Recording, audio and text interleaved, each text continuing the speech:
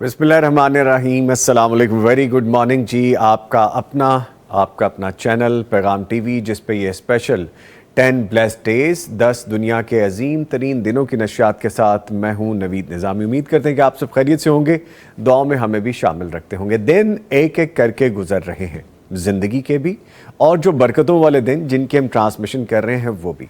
इन दिनों में हमें जो अफादियत हासिल करनी है, जो फ़ायदा हासिल करना है, जो सीखना है, जो करना है, जो ज़िंदगी भर जिस पे अमल करना है, हम उन चीज़ों को रिवाइव कर रहे हैं, दोहरा रहे हैं। आज भी ट्रांसमिशन एक दिन आगे बढ़ती जा रही है और आज की जो ट्रांसमिशन है ये उसी सिलसिले की एक कड़ी है। और ये अब आपको बेहतर पता है कि इस ट्रांसमिशन को देखने के बाद कौन सी ऐसी चीज़ें हैं जो आपने दोबारा से करनी शुरू कर दी हैं, जिनका आपको पहले ज़िंदगी में इल्म ही नहीं था। दीन का इल्म हासिल करने के लिए हमें जुस्तजू करनी चाहिए। वैसे तो किसी भी काम के लिए जुस्तजू है, खैर का काम हो या कोई भी काम हो, लेकिन दीन के बारे में जुस्तजू फलाह है। आखिरत में इसका हिस्सा जो मिलेगा वो फलाह की सूरत में मिलेगा, खैर की सूरत में मिलेगा, कामयाबी की सूरत में मिलेगा। मुअज़्ज़ज़ मेहमान, होता ये है कि स्टूडियोज़ में तो आपके सामने जब हम आते हैं ऑन एयर एक स्पेसिफ़िक टाइम होता है, उस टाइम पे आपकी हमारी मुलाकात होती है, लेकिन जब यहाँ पे मेहमान मौजूद होते हैं तो बहुत सारी चीज़ें हम सीखते हैं एक दूसरे से गुफ्तगू के दौरान। जब मुअज़्ज़ज़ मेहमान जिनके पास इल्म है उनके पास आप बैठते हैं तो आपको अंदाज़ा होता है कि दीन के हवाले से वो बहुत सी ऐसी छोटी छोटी बातें हैं जिनको हम नज़रअंदाज किए बैठे हैं, उनको अगर डिस्कस करें तो आपको समझ में आता है ओह ज़िंदगी भर ये चीज़ तो मिस ही हो गई। सो इसी तरह से आप इस ट्रांसमिशन को भी मिस ना करें। ख़ास तौर पे इसमें हिस्सा डालने के लिए आप कॉल भी कर सकते हैं, सवाल भी कर सकते हैं, पूछ सकते हैं। यूट्यूब का लाइव लिंक मेरे सामने ओपन रहता है जब तक ये ट्रांसमिशन चलती है, 10 से लेकर 12 बजे तक लाइव आप इसमें शामिल हो सकते हैं। गुजारिश बस यही होती है कि कंसर्निंग जिस हवाले से हम ट्रांसमिशन कर रहे हैं उस तरह की गुफ्तगू कीजिए, उस तरह के सवाल कीजिए, ताकि देखने सुनने वालों को, जो कि ना सिर्फ पाकिस्तान, दुनिया भर में जहाँ भी मौजूद हैं, उनको फ़ायदा हो सके। ले जी, आगाज़ करते हैं। और आपको पता है कि हमारी ट्रांसमिशन आप तक पहुंचाने के लिए हमें ताउन हासिल रहता है। आज भी हमें ताउन हासिल है, और ताउन हासिल है किन का वो आपको बता देता हूं। Darussalam international, Salwa बनास्पति and cooking oil, नेमत बनास्पति एंड कुकिंग ऑयल, और इनके साथ शामिल हैं हसीन हबीब ट्रेडिंग प्राइवेट लिमिटेड। इनके ताउन से, इनके इश्तराक से ये ट्रांसमिशन आप तक पहुंचाई जा रही है। इसके साथ अगर आप लाइव कॉल करना चाहते हैं, इस ट्रांसमिशन का हिस्सा बनना चाहते हैं, तो नंबर आपको पता है, मैं दोहराए देता हूं, 042111700 यानी 042111700 और 000 इस पर डायल कीजिए और हमसे बात कीजिए। और बराए मेहरबानी जब आप कॉल किया करें, टीवी का वॉल्यूम, टीवी की आवाज़ बंद कर लिया करें, मुख्तसर बात करें, एक सवाल कर लें, अगर बहुत ही ज़रूरी है तो 2 कर लें, लेकिन 3, 4, 5 तक जब बात चली जाती है तो मामला बिगड़ जाता है, क्योंकि बाकी लोग क्यू में होते हैं। ज़िम्मेदारी है, इसको भी अदा करना चाहिए। फॉर्मेट जो है आपको पता है, तिलावत कुरान करीम से आगाज़ करने के बाद आज का करने का काम सवाल जवाबात का हम आगाज़ कर देते हैं, और हमारा आज की किताब के हवाले से भी आपको बताएंगे। और हमारा जो आज का मौजू है वो है तौबा का मौसम, यानी अशरा ज़ुल्हज्जा में लौट आने वालों के लिए बख्शिश की राहें। है ना मज़े की बात। इसको हम सीखेंगे, जानेंगे। मुअज़्ज़ज़ मेहमान जो हमें ज्वाइन कर चुके हैं और जो ज्वाइन करेंगे उनसे इसी बारे में गुफ्तगू करेंगे। स्टूडियोज़ में हमारे साथ कुछ मेहमान मौजूद हैं, उनका तारुफ़ करवाता चलूँ। कारी अब्दुर्रहमान नईम साहब। कारी साहब अस्सलाम वालेकुम। वालेकुम सलाम। कैसे हैं आप? खैरियत से जी? अल्लाह का शुक्र, अल्हम्दुलिल्लाह माशाल्लाह। और इनके साथ मौजूद हैं जी प्रोफेसर अब्दुल सत्तार हामिद साहब, इस्लामिक स्कॉलर हैं। माफ़ कीजिए। और जब भी आते हैं तो कुछ चीज़ें ऐसी नरमी से, शाइस्तगी से बता देते हैं कि आपको जब समझ आती है तो आप कहते हैं कि यार ये तो इतना इजी था, ये चीज़ तो हमें पता थी लेकिन अमल नहीं कर रहे थे। इनको भी खुश आमदीद कहते हैं। प्रोफेसर साहब अस्सलाम वालेकुम जी और रहमतुल्लाह। तबीयत अच्छी है सर आपकी? माशाल्लाह सर, आपका शुक्रिया, आप सुबह तशरीफ लाए हैं, माशाल्लाह सुबह वक्त निकालना, आपकी मेहरबानी, आपने याद फरमाया, जज़ाकुमुल्लाह खैर, मोस्ट वेलकम सर। और इनके साथ आपकी जानी पहचानी शख्सियत जनाब डॉक्टर मुफ्ती मौलाना मोहम्मद अजमल भट्टी साहब, फाजिल मदीना यूनिवर्सिटी, हदीस और शरई इल्म के उस्ताद, PhD स्कॉलर, आपके सवालात के जवाबात देने वाले और बकरा मंडी जाने वाले, और आपके लिए और मेरे लिए एक रहनुमाई का जो एक सिलसिला है वो भी सारा है। तो आप इंशाल्लाह आज या कल में, बल्कि मुझे लगता है कि आज ही हमारा वो प्रोग्राम ऑन एयर हो जाएगा, वो आप देखेंगे। इनको भी वेलकम करते हैं। अस्सलाम वालेकुम सर। वालेकुम अस्सलाम रहमतुल्लाह। खैरियत से सर? अल्हम्दुलिल्लाह रब्बिल चले माशाल्लाह। ले जी, तिलावत कुरान करीम से आगाज़ करते हैं, फिर आगे बढ़ेंगे। कारी साहब बिस्मिल्लाह कीजिए। أعوذ بالله من الشيطان الرجيم بسم الله الرحمن الرحيم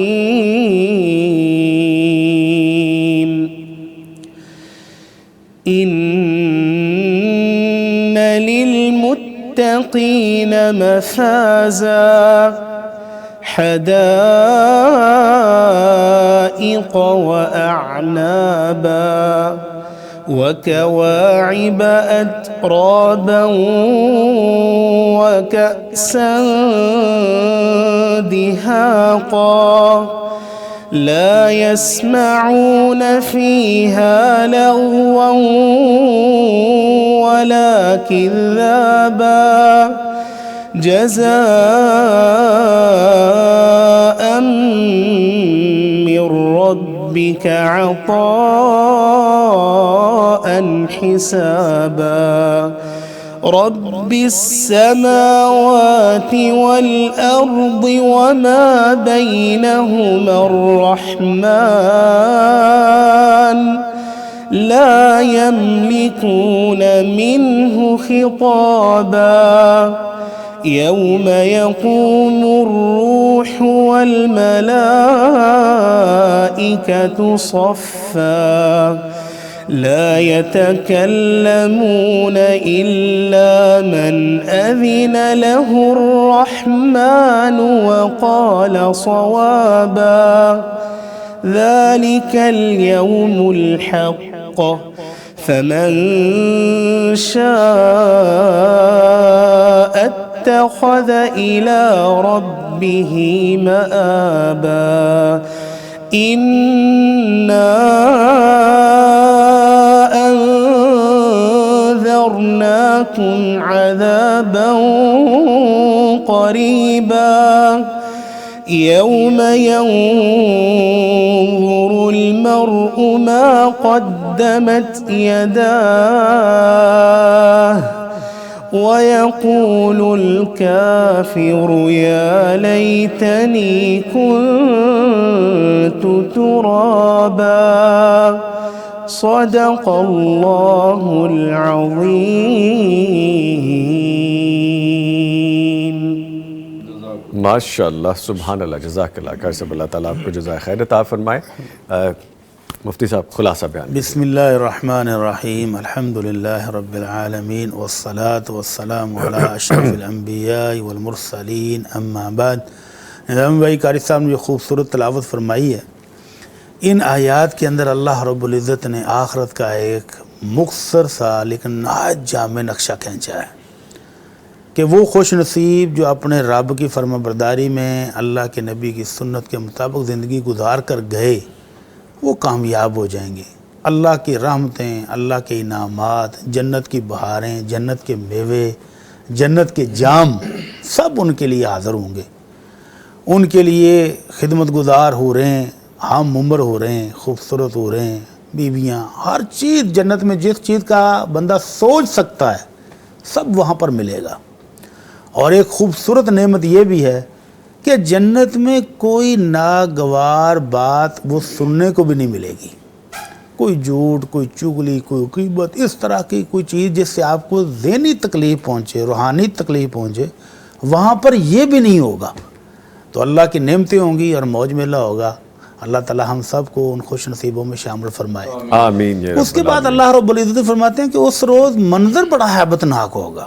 جبرائیل علیہ السلام اور تمام فرشتے صفوں میں کھڑے ہوں گے اور کسی شخص کو اللہ رب العالمین کی اجازت کے بغیر ایک کلمہ بولنے کی بھی اجازت نہیں ہوگی. ضرورت نہیں ہوگی کسی کو بولے. اور اس روز جو اللہ کے نافرمان ہیں، مشرک، کافر، منافق، ان کی بری حالت ہوگی. کافر کہے گا کاش میں جو مرا تھا دنیا میں مٹی کے ساتھ مٹی ہو جائے، ختم ہو جاتا، اب دوبارہ تو اٹھنا نہ پڑتا. تو یہ حسرت وہ ہے ان کے لیے ہے جو کہتے تھے کہ آخر ہے ہی نہیں، یہ جان مٹھا تو اگلا کن ڈٹا. تو مشرکین مکہ کا عقیدہ بھی یہ تھا کہ قبروں سے کوئی نہیں اٹھنا. تو اللہ تعالیٰ ان کو بھی متربع کر رہا ہے کہ قبروں سے اٹھنا ہے، سوال جواب ہونے ہیں، اللہ کے سامنے پیش ہونا ہے، انجام دیکھ لو. تو کافر اس روز خواہش کرے گا کاش جو میں مٹی میں ملا تھا تو تو وہی مٹی کے ساتھ ہی مٹی ہو چکا ہوتا اور دوبارہ نہ اٹھنا پڑتا، لیکن اٹھنا تو پڑے گا۔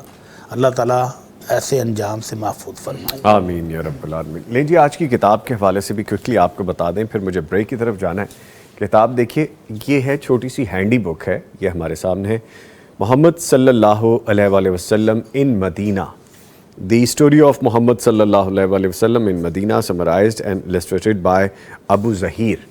یہ کتاب پبلیکیشن ہے دارالسلام کی، دارالسلام انٹرنیشنل نے اس کو شائع کیا ہے۔ اور نبی کریم صلی اللہ علیہ وآلہ وسلم کی مبارک زندگی کو ہر خاص و عام اور چھوٹے بڑے کے سامنے رکھنے کی ضرورت ہے، اور اس سے ہمیں پتہ چلتا ہے کہ کس سے کس انداز اور کن الفاظ میں گفتگو کرنی ہے، کیسے پیش آنا ہے، استقامت کیسے اختیار کرنی ہے، اہل ایمان سے ہمارا برتاؤ کیسا ہونا چاہیے، اور سب سے بڑھ کر یہ کہ یہ سیرت مبارکہ کا سفر کس قدر مشکلات سے گزرا اور ریاست مدینہ کیسے وجود میں آئی، اور عہد مدنی میں کیا طرز عمل اختیار کیا گیا۔ یہ کتاب اسی تسلسل کی، اسی سلسلے کی ایک کڑی ہے، اور یہ کتاب اگر آپ حاصل کرنا چاہتے ہیں تو دارالسلام کے تمام شو رومز، تمام آؤٹلیٹس پہ دستیاب ہے۔ اگر آپ آن لائن آرڈر کرنا چاہتے ہیں darussalam.pk پہ جائیے، آرڈر پلیس کیجئے، یہ کتاب آپ کو مل جائے گی۔ جیسے اس کا فرنٹ ہے، اس بک کا پہلا پیج ہے، ویسے ہی اندر سے دیکھیے بڑی خوبصورت طریقے سے اگر مدینہ کے بارے میں بتایا گیا ہے تو وہاں کے نقش بھی بنا کے دکھائے گئے ہیں اس میں۔ یہ دیکھیے پرنٹنگ، پیپر، کلر سکیم، یہ دیکھیے if they write down for a camel تو کیمل کی سائڈ بھی دکھائی ہے۔ اسی طرح سے ٹریول کے بارے میں اگر بتایا ہے تو ٹریولنگ کے عکس نیچے دکھائے گئے ہیں۔ اور بہرحال یہ کتاب اگر آپ حاصل کرنا چاہتے ہیں تو میں نے آپ کا ایڈریس بتایا، آپ آن لائن آرڈر کر سکتے ہیں، خود بھی پڑھیے، بچوں کو بھی پڑھائیے۔ مسلم لائبریری کا ایک خوبصورت اضافہ جس کے بارے میں آپ کو میں نے بتا دیا ہے، اور اس کو ہم یہاں پہ ایسے رکھنے کی کوشش بھی کرتے ہیں۔ ٹھیک ہے جی، اس کے ساتھ ہی ٹرانسمیشن کو آگے لے کے بڑھتے ہوئے جناب قاری عبدالرحمن نعیم صاحب کا ہم شکریہ ادا کرتے ہیں۔ قاری صاحب شکریہ، آپ تشریف لائے ہیں۔ لیں جی، ٹرانسمیشن میں ایک چھوٹا سا وقفہ لے رہے ہیں، وقفے کے بعد جب ہم دوبارہ آئیں گے تو یوٹیوب کے لائیو لنک کے جو کمنٹس ہیں ان کو بھی شامل کریں گے اور گفتگو کا آغاز بھی کریں گے۔ ملتے ہیں ایک بریک کے بعد۔ لبیک اللہ کی مقدس فضاؤں میں گم ہوں، میں جنت کی ٹھنڈی ہواؤں میں گم ہوں۔ معزز مہمانوں کی محفل میں ایک اور شخصیت کا اضافہ ہو چکا ہے، انہیں خوش آمدید کہیں گے۔ ہمارے ساتھ موجود ہیں، اسلامک اسکالر ہیں، فاضل مدینہ یونیورسٹی ہیں، شیخ الحدیث مفتی عبدالرحمن عابد صاحب۔ سر السلام علیکم۔ وعلیکم السلام ورحمۃ اللہ وبرکاتہ۔ سر بہت شکریہ، آپ تشریف لائے۔ صبح سویرے آنا تھوڑا سا مشکل ہوتا ہے مجھے پتہ ہے، جزاکم لیکن آپ اللہ نے خیر۔ وقت نکالا، آپ کا شکریہ سر، بارک اللہ۔ Thank you very much. نہیں جی، گفتگو کریں گے، اور ٹاپک ہمارا جیسے کہ آپ کو پتہ ہے کہ توبہ کا موسم ہے، عشرہ ذوالحجہ میں لوٹ آنے والوں کے لیے بخشش کی راہیں ہیں، وہ کس طرح سے ہیں، کس طرح ہم ان راہوں پہ چل سکتے ہیں، کس طرح سے بخشش کا سامان کر سکتے ہیں، اور کیا کوشش ہمیں کرنی چاہیے۔ اس سے پہلے کہ اس کی طرف بڑھیں، چند ایک کمنٹس ہیں اور بڑے اچھے کمنٹس آج مجھے مل رہے ہیں۔ عثمان ریپیرنگ لیب ہمیں لکھتے ہیں السلام علیکم۔ وعلیکم السلام، اللہ آپ کی خیر کرے، اللہ تعالیٰ آپ کی بھی خیر کرے جی، آمین۔ بہت شکریہ، اتنی محبت سے آپ نے لکھا۔ ہماری بہن ہے عرفات شیخ، اور وہ لکھتی ہیں السلام علیکم ورحمۃ اللہ وبرکاتہ، نظامی بھائی، شیخ محترم مفتی محمد اجمل بھٹی صاحب جی، وعلیکم السلام۔ اللہ سبحانہ و تعالیٰ آپ کو اور آپ کی ساری ٹیم کو ہمیشہ اپنے حفظ و امان میں رکھے، آمین۔ نوید بھائی، اس پروگرام سے بہت کچھ سیکھنے کو ملا، اللہ سبحانہ و تعالیٰ ایسے علم کے میلے کو ہمیشہ سرسبز و شاداب رکھیں، آمین آمین۔ بڑا دل خوش ہوتا ہے اور لگتا ہے کہ جو تھوڑی بہت کاوش میری اپنی ہے اور جو ایک بڑی کاوش پیغام ٹی وی کی ہے، اس میں کامیابی کا سہرا ہمیں سجدہ نظر آتا ہے جب ہمیں ایسے کمنٹس ملتے ہیں کہ نہ صرف پاکستان بلکہ پاکستان سے باہر بھی جہاں ہم دیکھے جاتے ہیں۔ ہماری یہ بہن کشمیر سے ہمیں لکھتی ہیں، عثمان ریپیرنگ لیب، یہ آئیڈیا آئی گیس پاکستان میں ہی ہے اور ہمارے ارد گرد کہیں سے لکھتے ہیں۔ اسی طرح سے ہمیں دنیا بھر سے جو میسیجز آتے ہیں اور وہ کہتے ہیں کہ دین کی رہنمائی، شرعی رہنمائی قرآن و حدیث کے حوالے سے جو ہمیں ملتی ہے، ہم اس پہ عمل کرنا شروع ہو گئے۔ تو اس میں ہمیں لگتا ہے کہ چلیں ہم خیر کی طرف چل رہے ہیں، کامیابی کی طرف چل رہے ہیں۔ کامیابی سے مجھے یاد آیا کہ آپ یہ بھی ذہن میں رکھیں کہ اگر آپ پیغام ٹی وی کے ساتھ تعاون کرنا چاہتے ہیں تو آپ شامل ہو سکتے ہیں۔ وہ کس طرح سے آپ کو پتہ ہے، ان 10 افضل ترین عظیم ترین دنوں میں کوئی بھی خیر کا کام، نیکی کا کام آپ کریں گے، صدقات خیرات کریں گے، عطیات دیں گے اور کسی کی ہیلپ کرنا چاہیں گے، کسی کی مدد کرنا چاہیں گے، اس کے لیے آپ کوئی رقم بھیجیں گے پیغام ٹی وی کو، تو ہمارے بہت سے پروجیکٹس ہیں، اس خیر کے کام میں آپ کا حصہ آ جائے گا. جیسے رمضان المبارک میں آپ نے بڑھ چڑھ کے حصہ لیا ہے ماشاءاللہ, اسی طرح سے آپ کو ہر دن میں, جس طرح ان 10 افضل ترین دنوں کی میں بات کر رہا ہوں, اور اس میں آپ حصہ ڈالیں گے تو اللہ تعالیٰ اس خیر کے کام کے لیے, نیکی کے کام کے لیے, دعوت دین کے کام کے لیے آپ کا حصہ قبول کریں گے اور اجر و ثواب آپ کو ملے گا. سو کم فارورڈ اور اپنا حساب ڈال سکتے ہیں. گفتگو کا اب آغاز کرتے ہیں, اور آغاز میں مفتی عبد الرحمن عابد صاحب سے میں گفتگو کا آغاز کرتا ہوں. سر فرمائیے گا, حدیث میں عشرہ ذو الحجہ کو افضل الایام کہا گیا ہے, افضل ترین دن, عظیم ترین دن. اس میں توبہ کا دروازہ کیوں نمایاں ہوتا ہے؟ ویسے تو افضل ترین دن ہے, بات یہاں سے سمجھ میں آنی چاہیے, لیکن مزید واضح کر دیجئے پلیز. رسول اللہ صلی اللہ علیہ وسلم کا فرمان ہے کہ ما من ایام العمل الصالح فیہن احب الی اللہ من ہذہ الایام العشر. جی, سال کے دنوں میں سے کوئی دن, کسی دن کا کیا ہوا نیک عمل وہ ان دنوں کے کیے ہوئے نیک عمل سے اللہ کو زیادہ پیارا اور محبوب نہیں ہے. تو توبہ بھی ایک نیک عمل ہے, جس طرح نماز نیک عمل ہے, توبہ بھی نیک عمل ہے. توبہ ایک مسلمان پر صرف مستحب عمل نہیں ہے, یہ تو فرض ہے. اللہ رب العالمین نے توبہ کرنے کا حکم دیا ہے. رسول مکرم صلی اللہ علیہ وسلم دن میں 100 مرتبہ 70 مرتبہ ایک روایت میں آتا ہے, اور آپ صلی اللہ علیہ وسلم کہتے ہیں میں دن میں 100 مرتبہ توبہ کرتا ہوں, اللہ سے استغفار کرتا ہوں. تو یہ دلیل ہے اس بات کی کہ یہ عظیم الشان عمل ہے توبہ, ہمیشہ یہ عظیم الشان عمل ہے. لیکن ان دنوں کے اندر جس طرح باقی نیک اعمال وہ اللہ رب العالمین کو باقی سال کے باقی دنوں سے زیادہ محبوب اور پسندیدہ ہیں, تو یہ توبہ بھی ان دنوں میں اللہ رب العالمین کو بہت زیادہ پسند ہے. سبحان اللہ. ٹھیک ہے سر, اسی سلسلے کو تھوڑا سا اور بڑھاتے ہیں. پروفیسر صاحب موجود ہیں, سر آپ کو شامل کرتا ہوں. یہ فرمائے گا کہ قرآن کریم کی روشنی میں عشرہ ذو الحجہ کے جو ایام کو باقی دنوں پر فضیلت حاصل ہے وہ کس طرح سے ہے, تاکہ واضح ہو جائے جو ہم بات کر رہے ہیں, جو ٹرانسمیشن کر رہے ہیں.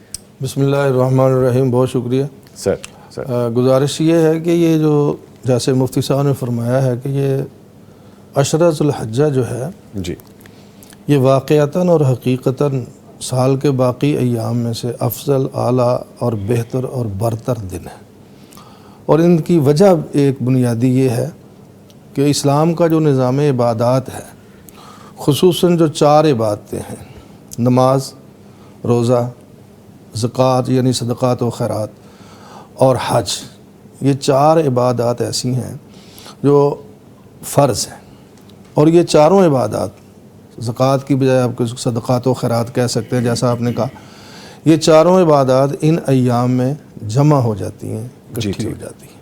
کہ نماز تو فرض ہے ہی, ہر مسلمان پر اس کو پڑھنا چاہیے, اور اس دنوں میں خاص توجہ سے فرض کے علاوہ نوافل کا اہتمام کرنا چاہیے. جی, رسول اکرم صلی اللہ علیہ وسلم کی حدیث مبارکہ ہے, آپ نے فرمایا ہے کہ اللہ تعالیٰ ارشاد فرماتا ہے, حدیث قدسی ہے, یعنی اللہ کا ارشاد ہے, اور الفاظ رسول اکرم صلی اللہ علیہ وآلہ وسلم کے, میرا بندہ نوافل کے ذریعے یعنی نفلی نماز کے ذریعے میرا قرب حاصل کرتا ہے, اور پھر نوافل کے ذریعے وہ میرا اتنے قریب ہو جاتا ہے, اتنا قریب ہو جاتا ہے کہ اس کی زبان سے جو بھی نکلتا ہے میں اسے شرف قبولیت عطا فرما دیتا ہوں. اس لیے ان ایام میں آپ نے پوچھا کہ اس کی وجہ کیا ہے, بنیادی طور پر میں نے عرض کیا کہ اس میں 4 عبادات جمع ہوتی ہیں. نمبر 1 فرض نماز, نوافل وغیرہ, اور نمبر 2 روزے. سنن ابی داود میں حدیث ہے, شارحین حدیث نے اس کا یہی مطلب لیا ہے, رسول اللہ صلی اللہ علیہ وآلہ وسلم ان ایام میں جو پہلے 9 دن ہیں, یکم ذو الحج سے 9 ذو الحج تک, ان 9 دنوں میں آپ روزے رکھا کرتے تھے, نفلی روزے ہیں. اور خاص طور پر 9 ذو الحج کا روزہ, اس کی تو بڑی زیادہ اہمیت ہے, بہت زیادہ فضیلت ہے. مسلم شریف میں حدیث ہے, پیارے نبی علیہ الصلوۃ والسلام نے فرمایا کہ احتسب علی اللہ, مجھے اللہ سے امید ہے.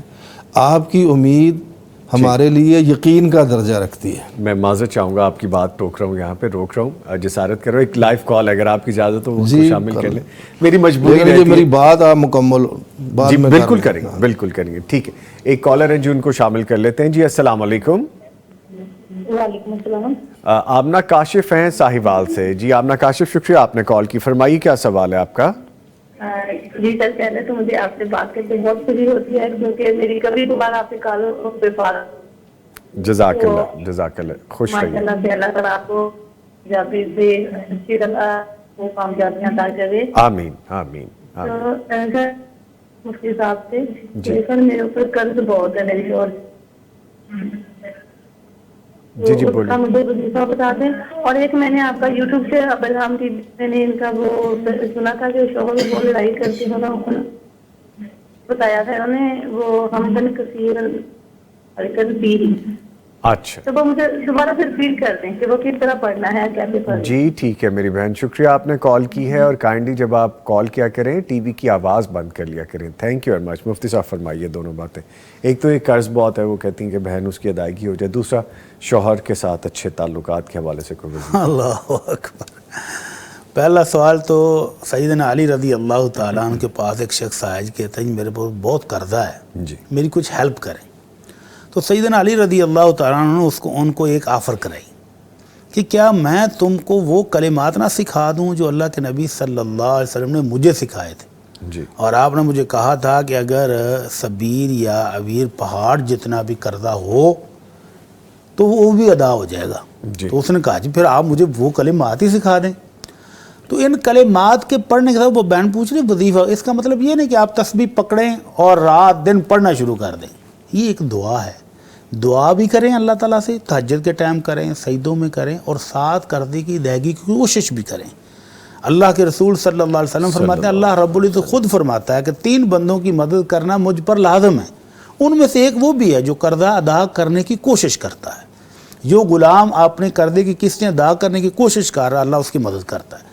تو مدد کریں گے، اللہ کی مدد آئے گی جب آپ کوشش کریں گے. دعا یہ ہے اکفنی بحلالک عن حرامک واغننی بفضلک عمن سواک، کہ اللہ اپنے فضل و کرم سے مجھے غنی کر دے اور اللہ کسی کا محتاج نہ کرنا، اپنے در کا مجھے محتاج بنا لے. تو جب اللہ کے در کا محتاج آپ بن گئے اور اللہ کے فضل نے آپ کو غنی کر دیا تو پھر قرضے کیا چیز ہیں، سارے ادا ہو جائیں گے. تو اس دعا کو پورے یقین اور ایمان کے ساتھ اپنے سجدوں میں، اپنی تہجد میں مانگیں. ٹھیک ہے. اور دوسرا سوال ہے کہ خامد کے اور اس کے درمیان پیار پیدا ہو جائے تو اس کو پیار کی تو اللہ کے نبی صلی اللہ علیہ وسلم نے خود بتایا ہے صلی اللہ کہ فرمایا صلی اللہ علیہ وسلم لم یرا للمتحابین مثل النکاح، کہ نکاح سے زیادہ محبت بڑھانے والی کوئی چیز دیکھی ہی نہیں گئی. تو ان کا تو نکاح ہو چکا ہے، شادی ہو چکی ہے، اب مسئلہ کہاں ہے؟ تھوڑی سی اپنی خدمت میں اضافہ کر دیں. اللہ کے نبی صلی اللہ علیہ وسلم کے پاس ایک صحابیہ آئیں جی. تو آپ نے پوچھا کہ شادی شدہ ہو؟ کہنے لگے جی ہاں اللہ کے رسول میں شادی شدہ ہوں. تو آپ نے فرمایا خامد کی خدمت میں کیسی ہو؟ کہنے لگے اللہ کے نبی کبھی کسر نہیں چھوڑی، الا یہ کہ میں تھک جاؤں، عاجز آ جاؤں تو پھر اللہ کے رسول میں معذرت بھی کر لیتی ہوں. تو آپ نے فرمایا دیکھ لینا انما ہوا جنتک و نارک، تمہارا خامد ہی تمہاری جنت بھی ہے جہنم بھی ہے. یعنی اگر خدمت کر کے تم خامد کو راضی کر چکی ہو تو جنت ہے، اور اگر تمہارا خامد تو اس سے ناراض ہے تو سمجھ لو پھر معاملہ گڑبڑ ہے. ٹھیک. تو ہماری اس بہن کو ہمارا وظیفہ یہ ہے کہ اپنے خامد کی خدمت میں پہلے کی نسبت 50% یا 100% اضافہ کر دیں، انشاءاللہ محبت پیدا ہو جائے. اس کی ڈوز بڑھا دیں. ہاں جی، آپ کہہ رہے ہیں. ٹھیک. اس کے ساتھ میں مفتی صاحب کی اجازت سے سر کچھ اضافہ کرنا چاہوں گا. یہ وظائف کے تو ماہر یہی ہیں، لیکن قرآن مجید کی ایک آیت ہے جی. میں یہ چاہوں گا کہ وہ ہماری بہن محترمہ اس آیت کو کثرت سے پڑھا کریں. وہ دعا ہی ہے ربنا حب لنا من ازواجنا وذریاتنا قرۃ اعین وجعلنا للمتقین اماما. یہ سورۃ فرقان کی 74 نمبر آیت ہے. ترجمہ اس کا یہ ہے کہ ہمارے رب ہمیں ایسی بیویاں اور ایسے خاوند عطا فرما، قرۃ اعین، اور ایسی اولاد عطا فرما جو ہماری آنکھوں کی ٹھنڈک ہو، وجعلنا للمتقین اماما، اور ہمیں نیک لوگوں کا، پرہیزگار لوگوں کا امام بنا دے، مقتدا بنا دے. تو یہ عملی وظیفہ جنہوں نے بتایا مفتی صاحب نے وہ ہماری بہن محترمہ یہ بھی کریں، اور ساتھ یہ آیت قرآن مجید کی پڑھتی رہیں تو انشاءاللہ امید ہے کہ باہمی محبت میں اضافہ ہو جائے گا انشاءاللہ. ماشاءاللہ. مفتی صاحب پلیز. جی میں آپ ہی کی طرف آ رہا تھا، پلیز فرمائیے. وہ یہ ہے کہ بسا اوقات بیویاں اپنے خامدوں کے مکمل حقوق ادا کر رہی ہوتی ہیں، وہ کوئی کسر نہیں چھوڑتی. اپنی طاقت سے بڑھ کر بھی وہ کر رہی ہوتی ہیں، لیکن خامدوں کی بچپن سے ان کے خاندان میں تربیت نہیں ہوئی ہوتی، وہ اپنی بیوی کی اچھی خدمت کے باوجود، محبت کے باوجود، ہر طرح کے حقوق ادا کرنے کے باوجود ان کی طرف توجہ نہیں دیتے۔ کئی ایسے بھی ہوتے ہیں ان کی نظریں ادھر ادھر دوسری طرف گھومتی پھرتی رہتی ہیں، وہ بیوی کی پرواہ بھی نہیں کرتے۔ جی تو ایسی صورت میں دو کام کرنے ہیں ہماری اس بہن نے، جی اگر وہ ایسی ہے تو اپنے پورے حقوق اپنی استطاعت کے مطابق ادا کر رہی ہے، کوئی کسر نہیں چھوڑ رہی، تو پھر اس کے لیے اللہ رب العالمین سے تہجد کے ٹائم اٹھ کر دعا کرے کہ یا اللہ اس کی اصلاح فرما دے۔ ماشاءاللہ، جی ٹھیک ہے ٹھیک ہے۔ تو آسمان دنیا پر آئے ہوئے ہوتے ہیں پروردگار اس وقت، جی اور بندے کی دعا اللہ رب العالمین رد نہیں کرتے۔ دوسرا وہ یہ کرے کہ دعا بھی کرے اور خاوند کے اس رویے پر اس کو صبر کرنا چاہیے، ٹھیک ہے، کیونکہ جو نکاح ہے نا جی جی، یہ توڑنے کے لیے یا ٹوٹنے کے لیے نہیں ہوتا کہ چھوٹی چھوٹی باتوں پر یہ ٹوٹ جائے، نکاح جوڑنے کے لیے ہمیشہ کے لیے ہوتا ہے، زندگی بھر میں، زندگی بھر نکاح کا مقصد یہ ہوتا ہے کہ زندگی بھر ایک دوسرے کے مکمل حقوق ادا کرنے ہیں۔ ٹھیک ٹھیک، تو ایک طرف سے اگر کمی ہے نا تو یہ صبر کرے اس پر، اور صبر کرنے والوں کے لیے اللہ نے بہت بڑا اجر رکھا ہوا ہے، یقیناً تو اس کو اجر ملے گا انشاءاللہ۔ اس کے گناہ معاف ہوں گے جو اس کو اذیتیں خامد کی طرف سے آئیں گی، اور درجات بھی بلند ہوں گے اس سے۔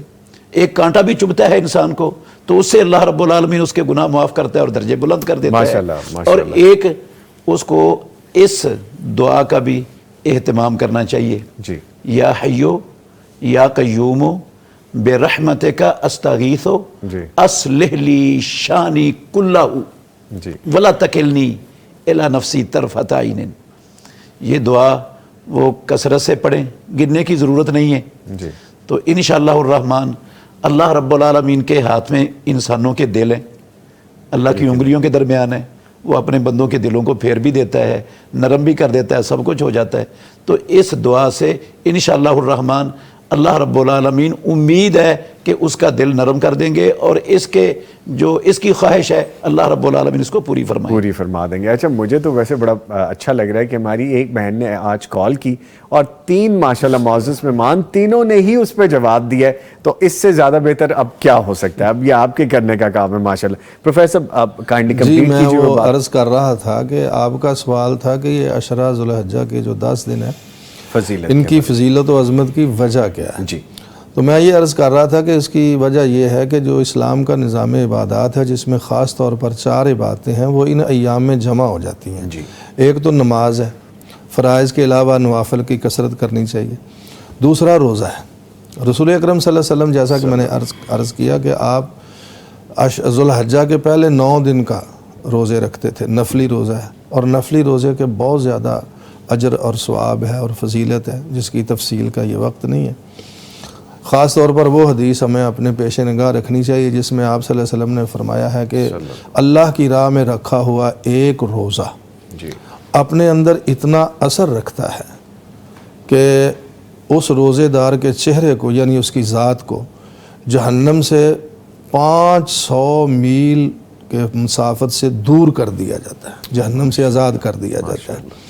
اس لیے ان ایام میں نفلی روزوں کی کثرت کرنی چاہیے، یہ بھی ایک وجہ ہے اس کی فضیلت کی۔ خاص طور پہ 9 ذو الحج کا جو روزہ ہے یوم عرفہ کا، اس کے بارے میں تو ہمارے آقا صلی اللہ علیہ وآلہ وسلم کا ارشاد مبارک ہے کہ احتسب علی اللہ، کہ مجھے امید ہے، اور میں عرض کر رہا تھا کہ رسول اکرم کی امید ہمارے لیے یقین کا درجہ رکھتی ہے کہ آپ علیہ السلام نے فرمایا کہ مجھے امید ہے کہ جو 9 ذو الحج یوم عرفہ کا میرا امتی روزہ رکھے گا اس کے 2 سال کے گناہ اللہ معاف فرمائے گا، ایک گزشتہ سال کے اور ایک موجودہ سال کے۔ اللہ اس لیے 9 ذو الحج کا روزہ جو ہے اس کا ضرور اہتمام کرنا چاہیے، اور یہ روزے جیسی اہم عبادت جو ہے وہ بھی ان ایام میں جمع ہو گئی ہے۔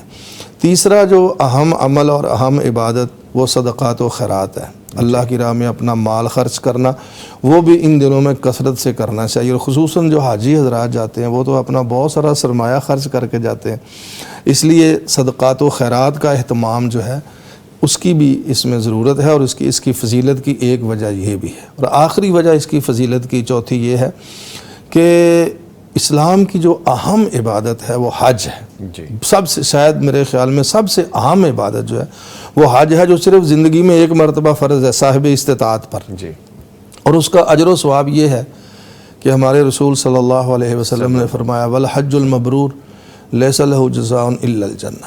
اگر کسی کا حج بارگاہ عزدی میں قبول ہو جائے تو جنت کے سوا اس کا اور کوئی اجر ہے ہی نہیں ہے. اور ایک روایت میں تو یہ بھی آتا ہے کہ جب حاجی حج کر کے واپس پلٹتا ہے، اس کا حج بارگاہ الہی میں قبول ہو جائے تو وہ گناہوں سے ایسے پاک ہوتا ہے جس طرح دنیا میں آنے والا بچہ گناہوں سے پاک ہوتا ہے. جو چار جو عبادات ہیں اہم اور بنیادی، یہ ان دنوں میں جمع ہو جاتی ہیں.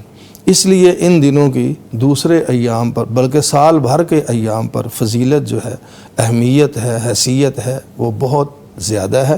اس لیے میں آپ کے توسط سے تمام ناظرین و سامعین کو یہ عرض کرنا چاہوں گا کہ جو 1-2 دن باقی ہیں، 3 دن، ان میں ان عبادات کا زیادہ سے زیادہ اہتمام کریں اور اپنے اللہ کا قرب حاصل کرنے کی کوشش کریں. ٹھیک ہے. 9 ذی الحج کے حوالے سے جو روزے کے بارے میں بات ہوتی ہے، معزز مہمان موجود ہیں، آج ہم اس کو واضح کر دیں کیونکہ ڈیلی ہمیں یہ سوال آ رہا ہے، ڈیلی آ رہا ہے. میرے ذہن میں آ رہا تھا کہ آپ یہ سوال کریں. ہاں جی ڈیلی آ رہا ہے، تو میں چاہ رہا تھا آج یہ واضح ہو جائے بات کہ آج جو تاریخ ہے اس کے اتنے دن بعد آپ اب یہ روزہ رکھ سکتے ہیں 9 ذی الحج کا.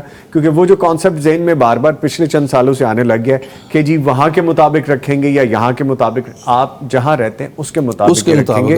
اور وہ دن کب آ رہا ہے سر اس حوالے سے؟ 9 ذی الحج. 9 ذی الحج جمعۃ المبارک. ٹھیک ہے ٹھیک ہے. اچھا مفتی صاحب ایک چیز اور میں آپ سے جو جاننا چاہوں گا، صحابہ کرام ان کا جو عشرہ ذی الحجہ میں اپنی اصلاح اور توبہ کے حوالے سے خاص معمولات اپنا لیتے تھے، وہ خاص اپنے معمولات ان کے ہوا کرتے تھے ان دنوں پہ، وہ بیان کیجیے گا. صحیح بخاری شریف میں امام بخاری رحمۃ اللہ علیہ نے تعلیقاً روایت ذکر کی ہے کہ عبداللہ بن عمر رضی اللہ تعالی عنہما اور ابو ہریرہ رضی اللہ تعالی عنہ جب ذو الحجہ کا چاند طلوع ہو جاتا تھا جی تو وہ نکلتے تھے اپنے گھروں سے اور بازاروں میں جاتے تھے. جی وَيُكَبِّرَانِ، اور وہ تکبیریں پڑھتے تھے بلند آواز سے. وَيُكَبِّرُ النَّاسُ بِتَكْبِيرِهِمَا، اور لوگ بھی ان کی تکبیروں کے ساتھ تکبیروں کا اہتمام کرتے تھے، لوگ بھی ان کی تکبیروں کے ساتھ تکبیریں پڑھتے تھے. تو یہ ذو الحجہ کا چاند طلوع ہونے کے بعد صحابہ رضوان اللہ علیہ مجمعین سپیشل اہتمام کرتے تھے اس عمل کا، تکبیروں کے عمل کا.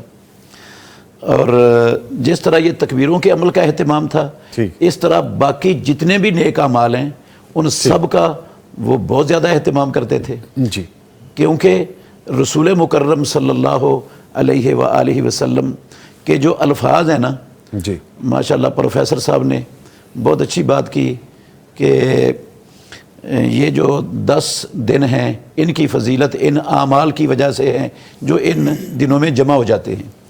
میں یہ سمجھتا ہوں کہ ان دنوں کی فضیلت کی سب سے بڑی وجہ رسول اللہ صلی اللہ علیہ وسلم کی زبان سے نکلے ہوئے سچے اور سچے الفاظ ہیں. آپ نے کہہ دیا کہ یہ دن سال کے باقی دنوں میں سے سب سے افضل ہیں، تو سب سے افضل ہیں.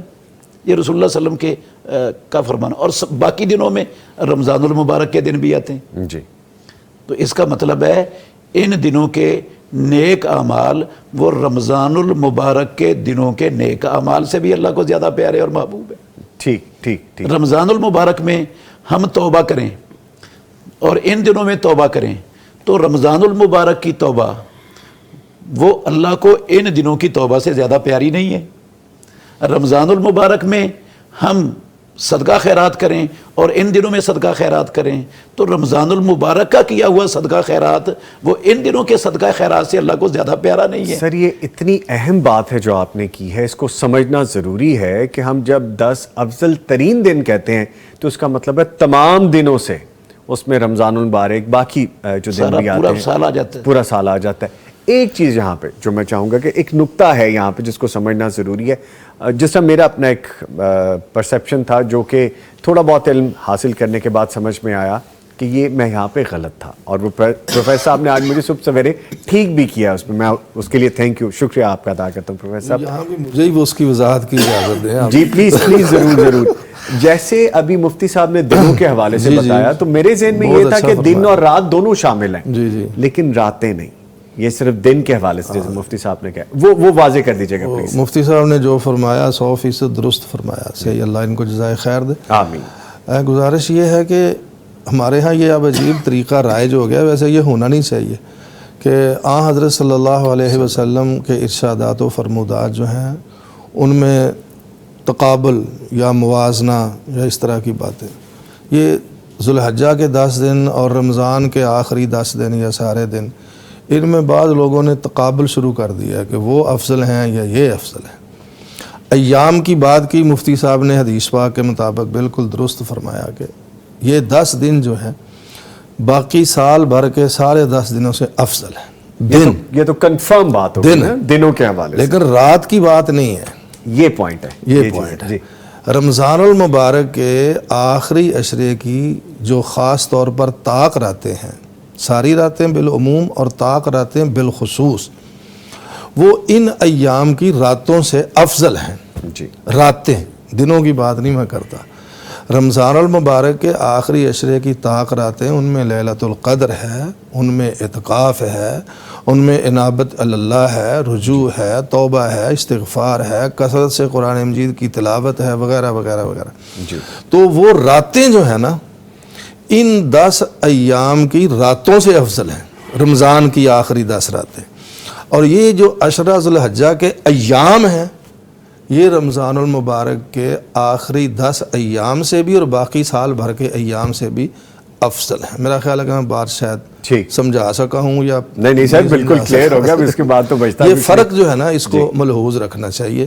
یہ بہت ضروری ہے. رمضان المبارک کی بہت زیادہ اہمیت ہے, خاص طور پہ اس کے آخری عشرے کی, کہ حدیث میں آتا ہے, مفتی صاحب مجھ سے بہتر جانتے ہیں, میں تو ایک طالب علم ہوں, کہ نبی صلی اللہ علیہ وآلہ وسلم کا یہ معمول تھا.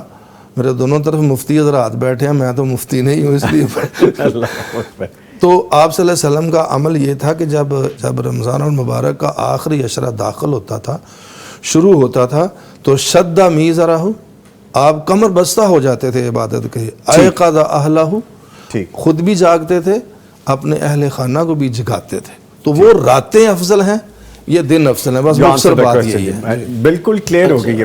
سر پلیز تھوڑی سی اس میں اضافہ کروں گا انشاءاللہ.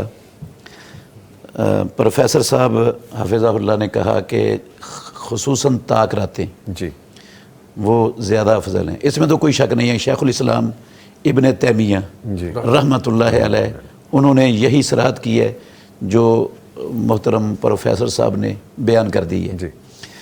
تو جو رمضان المبارک کا آخری عشرہ ہے نا, اس میں ایک بہت بڑی غلط فہمی ہمارے معاشرے کے اندر عام ہے. جی, وہ یہ ہے کہ یہ جو طاق راتیں ہیں نا, یہ باقی راتوں سے افضل ہیں, جبکہ آخری عشرے کی 10 راتوں میں سے کوئی ایک رات بھی طاق رات ہو سکتی ہے. ٹھیک ہے.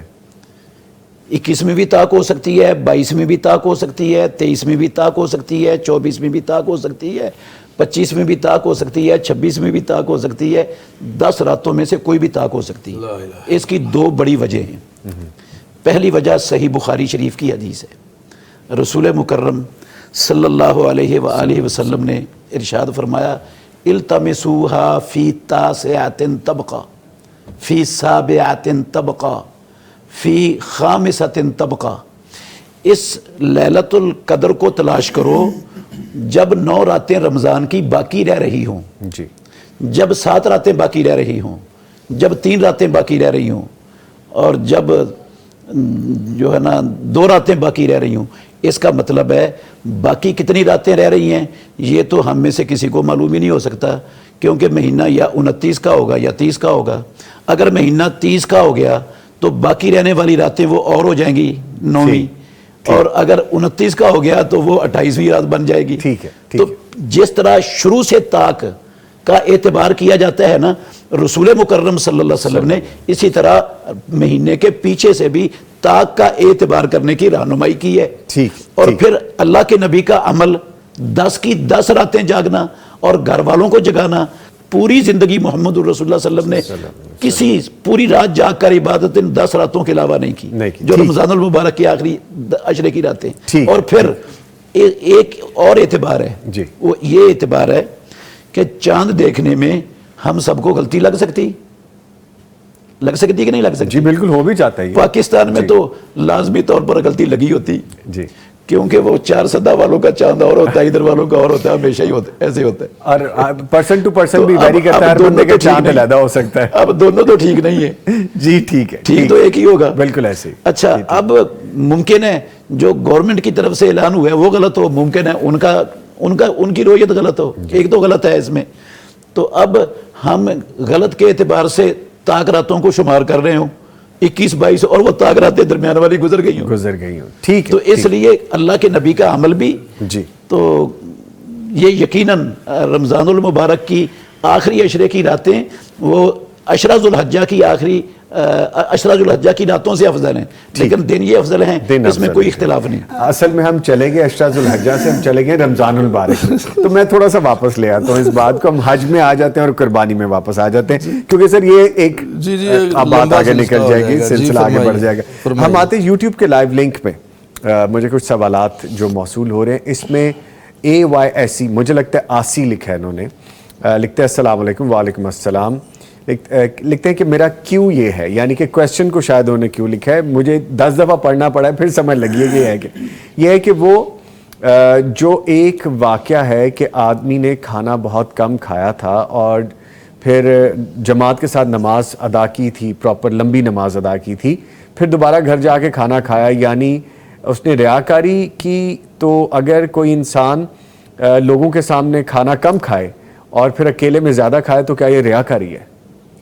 مجھے نہیں ویسے سمجھ لگی، لیکن 2 چیزیں یہاں پہ مل رہی تھی تو میں نے کہا کہ پوچھ لوں. لوگوں کے سامنے اس نے کھانا کم کھایا ہے جی، صرف لوگوں کو دکھانے کے لیے کہ میں کم کھا رہا ہوں، اور جماعت پوری لمبی باقاعدہ ادا کیا نماز. اچھا، کھانا اور نماز کا تعلق نہیں بن رہا نا، 2 علیحدہ چیزیں ہیں یہاں پہ. کھانا اس نے کھایا ہے، چلیں یہاں آپ کہہ سکتے ہیں کہ لوگوں کو دکھانے کے لیے کم کھا رہا تھا، اس کو حالانکہ بھوک تھی. جی، تو بھوک تھی تو، لیکن اللہ کے نبی صلی اللہ علیہ وسلم کی سنت بھی یہی ہے کہ بھوک رکھ کر چھوڑ دو کھانا، جی، تھوڑا کھاؤ، کم کھاؤ. اور ہمارے قیمت رات تو کہتے ہیں جی آپ کا معدہ ہی اتنا ہے، مٹھی برابر کھائیں آپ جو بھی اتنا تک کھائیں. تو اگر اس نے تھوڑا کھایا تو ٹھیک کھایا بھائی. اور نماز اس نے لمبی پڑھی ہے، تسلی کے ساتھ پڑھی ہے، خشوع و خضوع کے ساتھ پڑھی ہے، تو وہ تو مطلوب ہے. یہ بھی اچھی بات ہے، یہ بھی اچھی بات ہے، کوئی بری بات تو نہیں کی اس نے. اور اگر گھر جا کر اس کو دوبارہ بھوک محسوس ہوئی اور اس نے کھانا کھا لیا تو جرم پھر بھی کوئی نہیں کیا. تو ایسے ہی لوگوں کی نیت پر شک کرنا بھی درست بات نہیں ہے. ٹھیک ہے، کہ اس نے کیوں ایسا کیا، یہ تو اس کا اور اس کا اللہ کا معاملہ ہے، آپ چھوڑ دیں. کوئی پریشانی والی بات نہیں. آپ پریشان کیوں ہیں مجھے اس بات پہ سمجھ نہیں لگی، یا کچھ سیکھنا چاہتے ہیں اس سے تو خیر سیکھنی چاہیے ہمیں چیزوں میں سے. Sir please. مسئلہ یہ ہے کہ ہمارے معاشرے میں بہت سے لوگ وہ ایسی چیز پر حکم لگاتے ہیں جس پر حکم لگانے کا ان کو حق ہوتا ہی نہیں. یہ ریاکاری مجھے اور آپ کو پتہ ہی نہیں چل سکتا، کسی کو بھی نہیں پتہ چل سکتا کہ کون ریاکار ہے اور کون ریاکار نہیں ہے.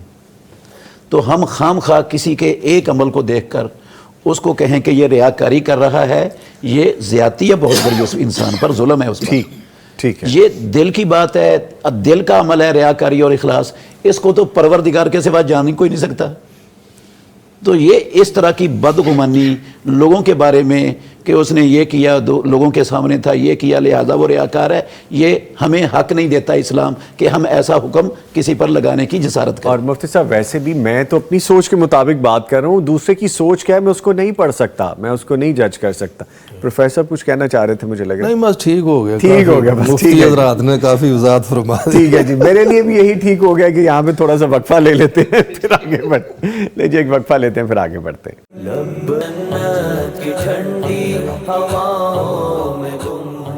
توبہ کا موسم ہے، عشرہ ذو الحجہ میں لوٹ آنے والوں کے لیے بخشش کی راہیں بالکل کھلی ہیں، اور ایسا لگتا ہے کہ اللہ تعالیٰ تو بالکل ریڈی ہیں کہ میرے بندے آئیں میری طرف. جیسے ہم اذان سنتے ہیں دن میں 5 مرتبہ، اور یہ دعوت ہوتی ہے کہ آؤ میری طرف، آؤ خیر کی طرف، آؤ فلاح کی طرف.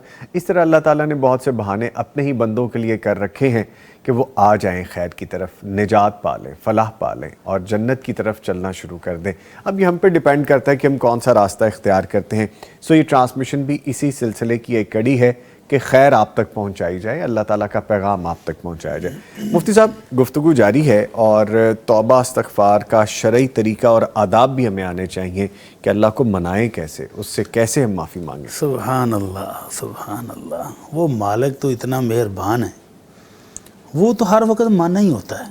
ہماری طرف سے ایک اثر ہوتی ہے کہ ہم پیش کب ہوتے ہیں۔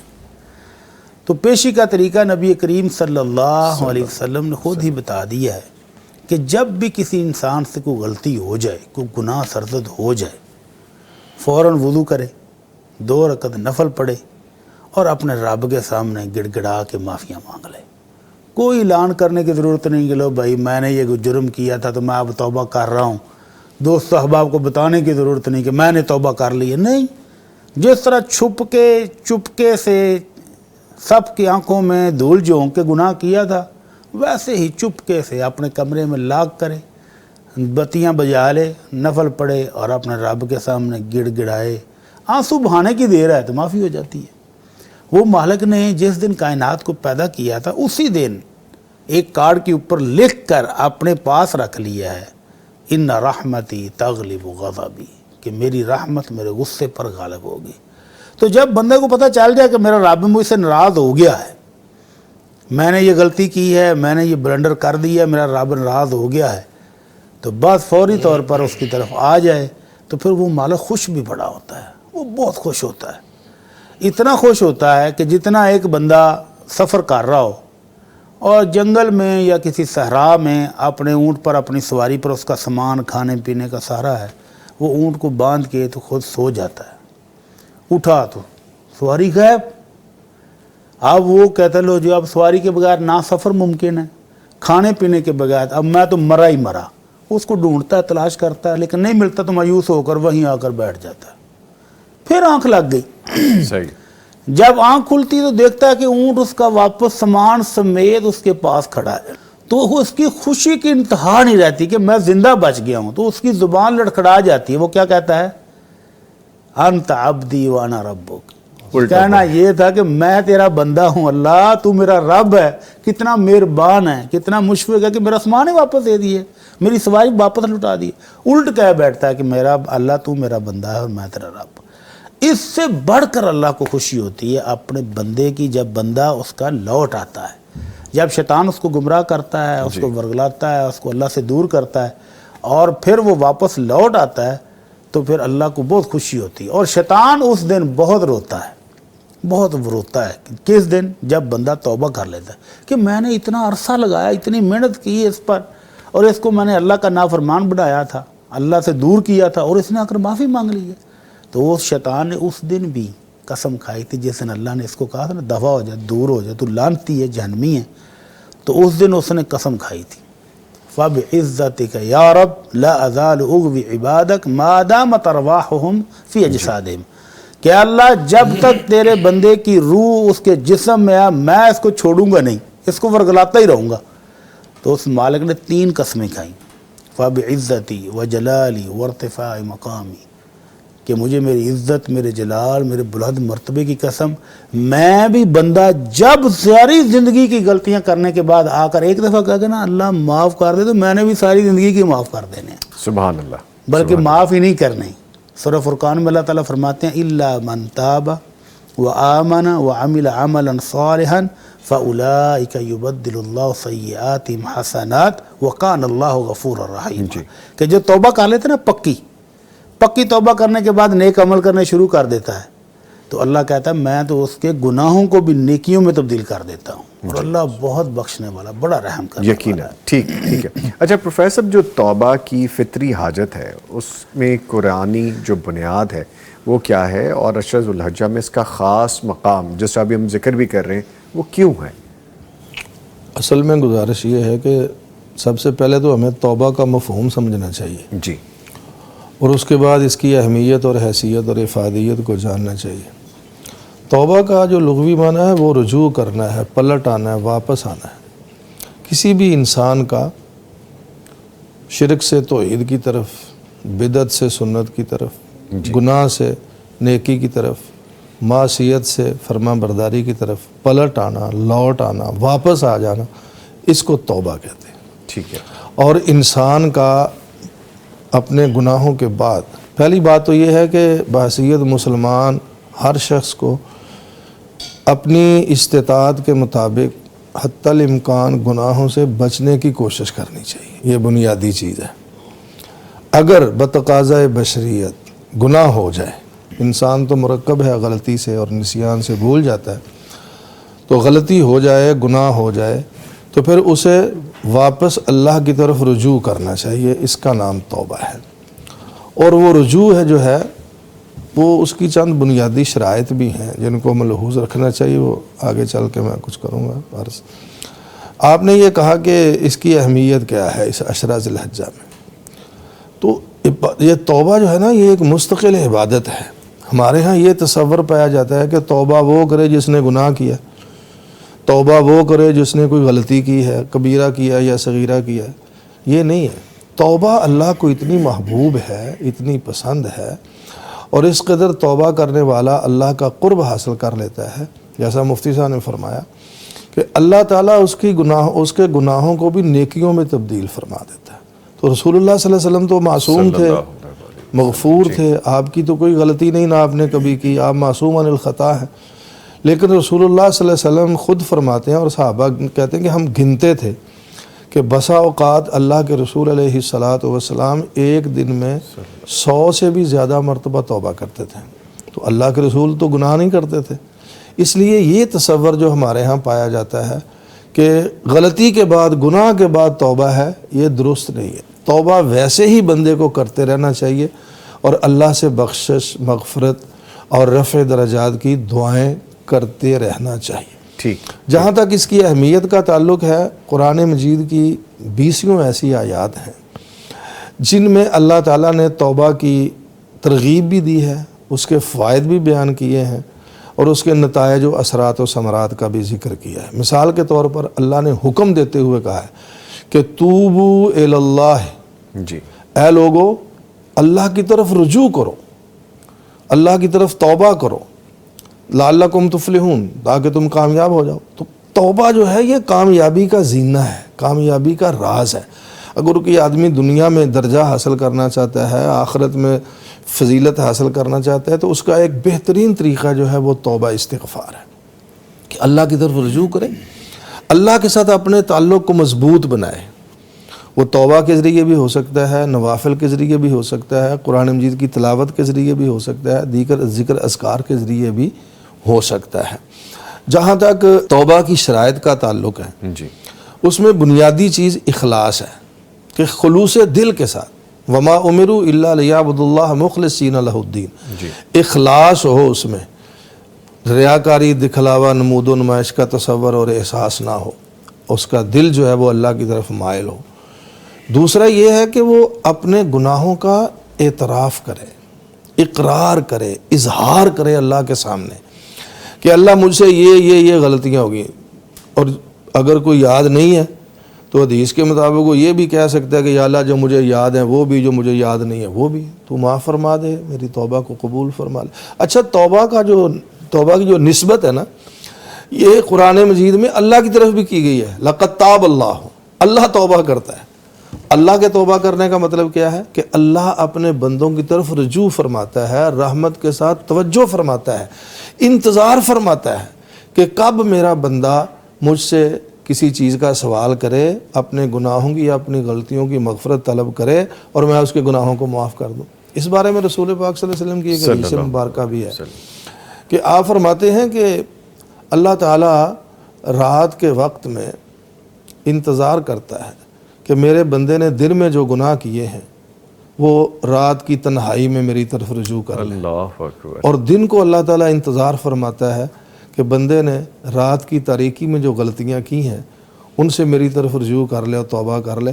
بس اس توبہ کرنا اس کا کام ہے، اور اللہ کی رحمت اتنی وسیع ہے، اتنی وسیع ہے کہ اللہ تعالیٰ اس کے فوراً گناہوں کو معاف فرما دیتا ہے۔ سبحان اللہ۔ حدیث میں ایک بڑا دلچسپ واقعہ ہے، 2 حدیثیں ہیں، میں ان کو ملا کے عرض کیے دیتا ہوں تاکہ وقت کم صرف ہو۔ سیدہ عائشہ رضی اللہ عنہ فرماتی ہیں کہ میرے دروازے میں ایک مرتبہ ایک عورت آئی. ایک روایت میں ہے کہ اس کے ساتھ 2 اس کی بیٹیاں بھی تھیں. تو اس نے کوئی سوال کیا. تو ایک روایت میں ہے فرماتی ہیں کہ میرے پاس 3 کھجوریں تھیں, میں نے وہ تینوں کو ایک ایک دے دی, ایک ماں کو, 2 دونوں بیٹی. میں بڑی معذرت چاہتا ہوں, کالر ہیں پچھلے کو 5 منٹ سے, مجھے پتا ہے کہ بات کمپلیٹ ہونا ضروری ہے, لیکن چونکہ مجبوری ہے اس کو لینا ہوگا. ضروری ہے. بہت شکریہ. کالر ہے جی, السلام علیکم. وعلیکم السلام سر, کیا حال ہے؟ سہیل احمد صاحب فیصل آباد سے کال کر رہے ہیں جی. شکریہ کال کیا. الحمدللہ میں خیریت سے ہوں, فرمائیے. میرا سوال ہے سر پٹی صاحب سے کہ ہم جو نا گائے یا اونٹ کی قربانی کا کسائی ہمیں ٹائم دیتا ہے جی, اگلے دن جو ہے نا وہ کہ رات کو آؤں گا 3-4 بجے, پھر آپ کیا نا جانور ذبح کروں گا. آیا کہ کوئی آدمی ہمیں کہہ دیتا ہے کہ یار اس وقت ٹائم ہے قربانی کا یا نہیں ہے, دوسرے دن عید کے دوسرے دن ہے نا رات کو ہمیں ٹائم دیتا ہے. یہ پٹی صاحب سے پوچھنا تھا کہ آیا کہ یہ رات کو بھی اگر قربانی کرے تو ہو جائے گی, یہ صبح سورج کے بعد یہ ٹائم اس کا ہے, اور تیسرے دن کتنے بجے تک ہے اس کا ٹائم؟ اچھا جی سہیل احمد صاحب بہت شکریہ آپ نے کال. وعلیکم السلام. میں جواب لیتا ہوں, میں جواب لیتا ہوں مفتی صاحب سے, ان کے شہر کے. ہاں میں اسی لیے میں نے کہا مفتی صاحب سے جواب لیتا ہوں. سر فرمائیے اس حوالے سے. جی, قربانی کا جو وقت رسول اللہ صلی اللہ علیہ وسلم کی احادیث سے ثابت ہے جی, وہ ہے یوم النحر, عید نماز پڑھنے سے لے کر 13 ذوالحجہ کے سورج کے غروب ہونے تک. جی, تو اس میں دن بھی آتے ہیں راتیں اور اس میں راتیں بھی آتی ہیں. جی, تو دن کو اگر موقع ملتا ہے تو دن کو کر لیں, رات کو موقع ملتا ہے تو رات کو کر لیں. لیکن ایک بات یاد رکھیں, جو 10 ذوالحجہ کا دن ہے نا وہ سورج غروب ہونے کے بعد ختم ہو جاتا ہے. اگر وہ رات کو کرے گا تو وہ 11 ذوالحجہ کی تاریخ شروع ہو چکی ہے, وہ 11 کی قربانی ہوگی. پھر وہ جو افضل ترین دن ہے نا 10 ذوالحجہ, اس سے نکل جائے گا.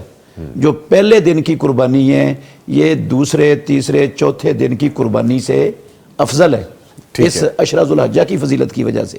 اور اگر سورج غروب ہو گیا قربانی ٹھیک ہے, لیکن فضیلت وہ نہیں رہے گی جو سورج غروب ہونے سے پہلے والی فضیلت. مفتی صاحب جیسے آپ فرما رہے ہیں وہ تو آلریڈی اگلے دن میں داخل ہو گئے نا, بے شک پھر آپ صبح میں کر لیں.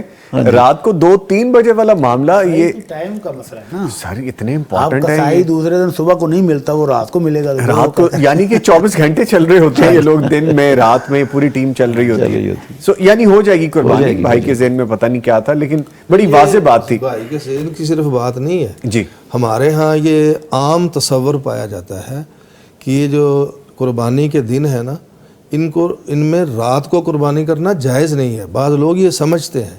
اچھا ایسا اسکول آف تھاٹ بھی ہے, اسی لیے انہوں نے سوال کیا ہے. لوگوں کے ذہن میں یہ بات موجود ہے کہ قربانی کے دن جو ہیں وہ صرف غروب آفتاب تک قربانی ہو سکتی ہے 3 یا 4 دن میں. حدیث کے مطابق تو 4 دن ہے جیسے مفتی صاحب نے فرمایا. تو وہ سمجھتے ہیں کہ رات کی تاریکی میں سورج غروب ہونے, انہوں نے لفظ بھی استعمال کیا طلوع آفتاب, سورج کے طلوع ہونے. ہمارے ہاں یہ احساس پایا جاتا ہے یا تصور پایا جاتا ہے کہ غروب آفتاب کے بعد طلوع آفتاب سے پہلے رات کی تاریکی میں قربانی کرنا جائز نہیں ہے. ہم اپنے بھائی کے سامنے اس امر کی وضاحت کرنا چاہتے ہیں اور لوگوں کے سامنے بھی کہ ایسا کوئی مسئلہ نہیں ہے. یہ افضل غیر افضل کی بات جیسا مفتی صاحب نے بتائی وہ اپنی جگہ پر ہے, لیکن جس طرح ان 4 دنوں میں سورج کی روشنی میں قربانی کرنا جائز ہے, اسی طرح رات کے اوقات میں بھی قربانی کرنا جائز ہے. اور اس کے ثواب میں کوئی فرق نہیں آتا. ٹھیک ہے. اچھا مفتی صاحب یہ فرمائیے گا کہ کیا قربانی سے پہلے توبہ کرنا شرط ہے, اس بارے میں کوئی شرعی رہنمائی ہے؟ یہ آج 2 چیزیں مکس کیوں کر رہے ہیں؟ ہاں جی, وہ اس لیے کہ ایک کے ساتھ دوسرا بھی مل جائے نا, ایک کے ساتھ توبہ تو پروفیسر صاحب ابھی فرما رہے تھے کہ توبہ تو مستقل عبادت ہے جی, وہ تو 24 گھنٹے آپ جاری رکھیں. ٹھیک ہے. اللہ تعالیٰ توفیق دے تو استغفار کرتے رہیں. ٹھیک ہے. بخشش کلمات زبان پر رہنے چاہیے, لیکن قربانی کے ساتھ اس کی اٹیچمنٹ نہیں ہے. قربانی تو اللہ تعالیٰ کی ایک مستقل عبادت ہے, اس کو آپ قربانی کے کریں, اور توبہ تو آپ اس سے پہلے بھی کریں بعد میں بھی کریں, کرتے رہیں ہر وقت, اللہ تعالیٰ قبول فرمائے. ٹھیک ہے. مفتی صاحب یہ فرمائے گا کہ جو 10 ذوالحجہ میں کی جانے والی توبہ کو حج اور عمرے کے ثواب سے تشبیہ دی جا سکتی ہے؟ 10 ذوالحجہ میں کیے جانے والا ہر نیک عمل جی, اس کی تشبیہ سال کے باقی دنوں کے اسی عمل کے ساتھ ہے، اچھا اسی عمل کے ساتھ ہے. صحیح. اس کی تشبیہ حج اور عمرے کے ساتھ نہیں ہے. یہ نہیں ہم کہہ سکتے کہ ان دنوں میں توبہ کرنا وہ عمرے کے برابر ہے یا حج کے برابر ہے یا جو ہے نا ان سے افضل ہے، یہ اللہ کو حج اور عمرے سے زیادہ پیاری ہے، یہ نہیں کہہ سکتے. یہ خاص طور پہ توبہ کے حوالے سے ہم بات کر رہے ہیں. نہیں، سارے اعمال کے حوالے سے سارے اعمال. اچھا میں وضاحت کرتا ہوں. اب کوئی بندہ یہ کہے کہ ان دنوں میں نفلی نماز پڑھنا، مثال تو نفل پڑھنا، یہ عام دنوں کے فرض نمازوں سے زیادہ اللہ کو پیارے ہیں، نہیں ہے، کوئی ایسی بات نہیں ہے، حدیث میں یہ نہیں ہے. عام دنوں کے فرض ہوں یا ان دنوں کے فرض ہوں، یہ موازنہ مقابلہ ان کا ہے. عام دنوں کے نوافل اور ان دنوں کے نوافل کا مقابلہ ہے. آپ کو شروع میں حدیث سنائی تھی پروفیسر صاحب نے، حدیث قدسی صحیح بخاری کی کہ لا یزال یتقرب الی العبد بالنوافل حتی احبہ، اس کے شروع والے لفظ ہیں کہ سب سے زیادہ بندہ جو میرا تقرب حاصل کرتا ہے نا وہ ان چیزوں سے کرتا ہے جو میں نے اپنے بندوں پر فرض کیے. تو عام دنوں کے فرض ان دنوں کے نفلوں سے اللہ کو زیادہ پیارے ہیں. یہ نہیں کہہ سکتے ان دنوں میں ہم تسبیح پھیر لیں اور عام دنوں کی نمازوں سے وہ فرض نمازوں سے زیادہ افضل ہو گئی. یہ بڑی ویل ڈیفائنڈ قسم کی بات ہے کہ فرض فرض ہی ہیں، نوافل ہی ہیں، عبادات ہی ہیں. ہر عمل کا مقابلہ اسی عمل کے ساتھ ہے دوسرے دنوں میں. ٹھیک ہے. مثلا صدقہ خیرات ہے جی، تو ہم یہ نہیں کہہ سکتے کہ ان دنوں میں صدقہ خیرات کرنا یہ رمضان کے روزے رکھنے سے افضل ہے. بھائی رمضان کا روزہ فرض ہے، ان دنوں میں صدقہ خیرات ہے، یہ نفل عبادت ہے. ٹھیک ہے. تو نفل جو ہے نا وہ فرض سے افضل نہیں ہوتے. ٹھیک ہے. جیسا میں نے پہلے اشارہ کیا نا دوران گفتگو کہ ہمارے ہاں یہ عجیب مزاج بن گیا ہے کہ ہم عبادات میں بھی تقابل شروع کر دیتے ہیں. یہ تقابل کا کوئی فائدہ نہیں ہے، نہ یہ کرنا چاہیے. ہر عمل کی، ہر نیکی کی اپنی اہمیت ہے، جی، اس کی افادیت ہے، اس کی حیثیت ہے، اس کو اسی درجے پر رکھنا چاہیے. جیسا مفتی نے فرمایا کہ اب نوافل کا فرائض کے ساتھ کیا تقابل ہے. جی، وہ فرض ہے، یہ نفل ہے. اس لیے ان باتوں کو جو ہے نا خیال رکھنا چاہیے اور تقابل نہیں کرنا چاہیے. عبادات میں ہر عبادت کا اپنا درجہ ہے، وہ کرنا چاہیے ہمیں. ٹھیک ہے. میں حافظ فیصلہ آباد سے کال کریں. جی شکریہ آپ نے کال کی. فرمائیے کیا سوال ہے آپ کا. جی ٹی وی کی آواز بند کر دیں، پھر میری آواز آپ کو پراپر آئے گی. جی جی جی وعلیکم السلام. فرمائیے. کیا حال ہے نوید بھائی؟ جی میں ٹھیک ہوں میری بہن، اللہ کا شکر. کیا سوال ہے آپ کا؟ السلام علیکم بھٹی صاحب. ہم بہت شوق سے روز پروگرام دیکھتے ہیں، میری امی اور ہم سب گھر والے. جی جزاک اللہ، بہت شکریہ بہت شکریہ. جلدی سے سوال پوچھ لیں، لائن آپ کی ڈسکنیکٹ ہونے والی ہے. ہاں جی، وہ نا مجھے سوال یہ کرنا تھا کہ میں نا تھوڑے عرصے پہلے عمرے پہ گئی تھی، جی 8 سال پہلے. تب نا میرا بیٹا 2 سال کا تھا، تو ہم گئے تھے تو یہ چلتا تھا. اچھا. تو اس کے بعد نا اب 8 سال ہو گئے، یہ بالکل ہی یعنی کہ بیماری آہستہ آہستہ ہی، ڈاکٹر کہتے ہیں پیدائشی تھی لیکن 5 سال کے بعد نظر آئی. چلتا نہیں ہے، بالکل کھڑا ہی نہیں ہو پاتا بالکل. جی. تو مجھے لگتا ہے میرے عمرے میں کوئی ادائیگی صحیح نہیں ہوئی. ٹھیک. مجھے علم نہیں تھا دین کا، تو وہ وجہ بنی ہے. اب میں کیا کروں اگر وہ وجہ ہے تو؟ اور اس کے لیے بہت ساری دعائیں کیجیے گا. حفظ کر رہے ہیں مدرسہ میرے پاس ہی، اللہ اس کو مکمل حافظ قرآن بنائے اور دین کا دائی بنائے. آمین آمین آمین. ٹھیک ہے بہن، بیپ آ گئی ہے 2 دفعہ. مجھے لائن آپ کی کسی بھی وقت ڈسکنیکٹ ہو جائے اس سے پہلے میں آپ کو خداحافظ بھی کہہ رہا ہوں. شکریہ آپ نے کال کیا. اللہ تعالیٰ آپ کے بیٹے کو زندگی، صحت اور تندرستی والی لمبی زندگی عطا فرمائے. اس حوالے سے میں مفتی صاحب سے ہی بات کر لیتا ہوں. میں کیوں کر رہا ہوں، وجہ اس کی یہ ہے کہ جب مہمان آتے ہیں اور کبھی کبھی آتے ہیں تو پھر زیادہ تر ان سے بات ہو جائے تو مجھے لگتا ہے کہ یہ گفتگو میں مفتی صاحب کی جانب رکھوں. آپ کی اجازت سے مفتی صاحب. سر پلیز فرمائیے. جی بہن نے یہ سوال کیا ہے کہ میرے عمرے میں کوئی ایسی خلل، کوئی خرابی، کوئی کوتاہی ہو گئی ہے جس کی وجہ سے یہ بچے پر بیماری کا حملہ ہوا ہے. تو ایسی کوئی بات نہیں ہے، نہ ایسا کوئی مسئلہ ہے، نہ ایسا کوئی اشارہ ہے کتاب و سنت میں کہ بندے سے کوئی کمی کوتاہی ہو جائے کسی بھی عبادت میں تو اس کے عوض میں اللہ رب العالمین بندوں پر آزمائشیں اور امتحان اور پریشانی اور مصائب یعنی اس کو سزا دے دیں گے، ایسا نہیں ہے. ایسا نہیں ہے. جی دوسرے کو جی اسلام میں جب بندہ پوری کوشش کرتا ہے کہ میرا عمل کتاب و سنت کے مطابق ہو جائے، اس نے سیکھا بھی ہے, پھر اپنی پوری کوشش بھی کی ہے ہر لحاظ سے, پھر اس کے باوجود اس میں کوئی کمی, اس میں کوئی کوتاہی رہ گئی ہے, کوئی خلل آ گیا تھوڑا بہت, تو اس پر اللہ رب العالمین اپنے بندے کی پکڑ ہی نہیں کرتا. لا یکلف اللہ نفسا الا وسعها فاتقوا اللہ ما استطعتم, یہ اللہ رب العالمین نے قرآن مجید کے اندر ارشاد فرمایا.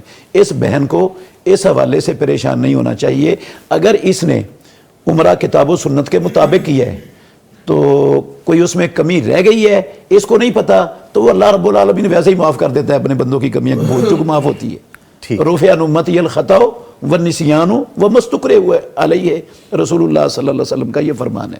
ٹھیک ہے. تو باقی دنیا میں اللہ رب العالمین اپنے بندوں کو آزماتا ہے, یہ اللہ کی سنت ہے.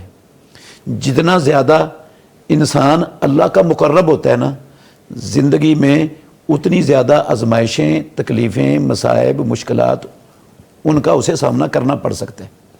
رسول اللہ صلی اللہ علیہ وسلم نے فرمایا اشد الناس بلاء الانبیاء ثم الامثل فالامثل, آزمائشوں میں سب سے زیادہ وہ دنیا میں اللہ کے نبی ہیں, پھر جو نبیوں کے بعد درجہ بدرجہ بلند اللہ کے مقرب ہیں, اس طرح آزمائشیں ان پر آتی ہیں. رسول اللہ صلی اللہ علیہ وسلم کا یہ بھی فرمان ہے صحیح الجامع الصغیر میں, آپ نے فرمایا وَلَقَدْ أُوذِيتُ فِي اللَّهِ وَمَا أُوذِيَ أَحَدٌ وَلَقَدْ أُخِفْتُ فِي اللَّهِ وَمَا أُخِيفَ أَحَدٌ, مجھے اللہ میں, اللہ کی راہ میں, اللہ کی خاطر اتنی ایذائیں دی گئیں, آسمان کے نیچے رب کی زمین پر اتنی ایذائیں کسی کو دی نہیں گئیں, کیونکہ سب سے زیادہ مقرب تھے رسول اللہ صلی اللہ علیہ وسلم اللہ رب العالمین کے, اور جتنا زیادہ مقرب ہوتا ہے بندہ اتنی زیادہ آزمائشیں اس پر آ سکتی ہیں. تو آزمائش اپنے جسم میں بھی آ سکتی ہے, آزمائش اولاد میں بھی آ سکتی ہے, آزمائش مال میں بھی آ سکتی ہے, آزمائش کسی چیز میں بھی آ سکتی ہے. تو یہ آزمائش بھی ہو سکتی ہے. اور جب مومن پر آزمائش آتی ہے نا, چاہے مال میں آئے, چاہے اولاد میں آئے, چاہے جان میں آئے, اللہ اس کے لیے اس میں خیر رکھ دیتے. صحیح مسلم میں حدیث ہے, رسول اللہ صلی اللہ علیہ وسلم نے فرمایا عجبا لامر المومن, مومن کا معاملہ بڑا ہی عجیب ہے.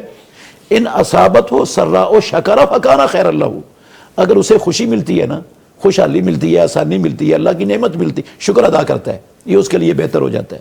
وَإِنْ أَصَابَتْهُ الضَّرَّاءُ صَبَرَ فَكَانَ خَيْرًا لَهُ, اگر اس کو تکلیف پہنچتی ہے تو اس پر وہ صبر کرتا ہے تو یہ بھی اس کے لیے بہتر بن جاتا ہے. اللہ اس سے اس کے گناہ معاف کر دیتا ہے, درجے بلند کر دیتا ہے. تو یہ تو وَلَيْسَ ذَلِكَ لِأَحَدٍ إِلَّا لِلْمُؤْمِنِ, امام الانبیاء نے فرمایا یہ مومن کے سوا کسی کو یہ شرف حاصل ہے ہی نہیں کائنات میں, یہ صرف مومن کی شان ہے.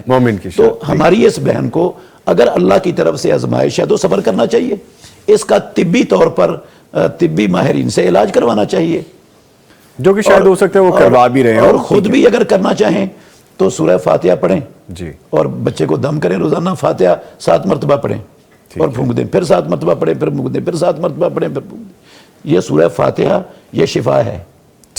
اور بڑے بڑے جو ہے نا ایسی بیماریوں کی شفا اللہ رب العالمین نے اس کو بنایا ہے کہ بندے کی عقل دنگ رہ جاتی.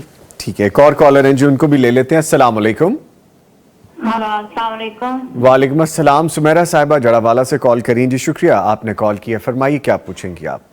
میں نے یہ پوچھنا تھا کہ اگر سر پہ دوپٹہ نہ ہو تو پھر بھی کوئی تلاوت, کوئی قرآن پاک کی آیت پڑھ سکتے ہیں؟ اچھا جی ٹھیک ہے, بہت شکریہ آپ نے کال کی, میں جواب لیتا ہوں. مفتی صاحب جواب دیجئے.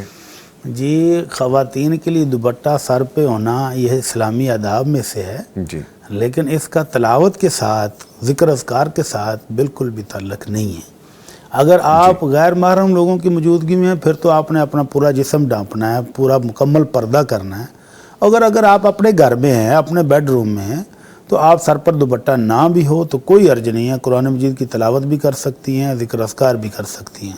لیکن اگر آپ دوپٹہ لے کر پورے اسلامی آداب کے ساتھ اچھے طریقے سے بیٹھ کر کریں تلاوت تو اچھا ہے.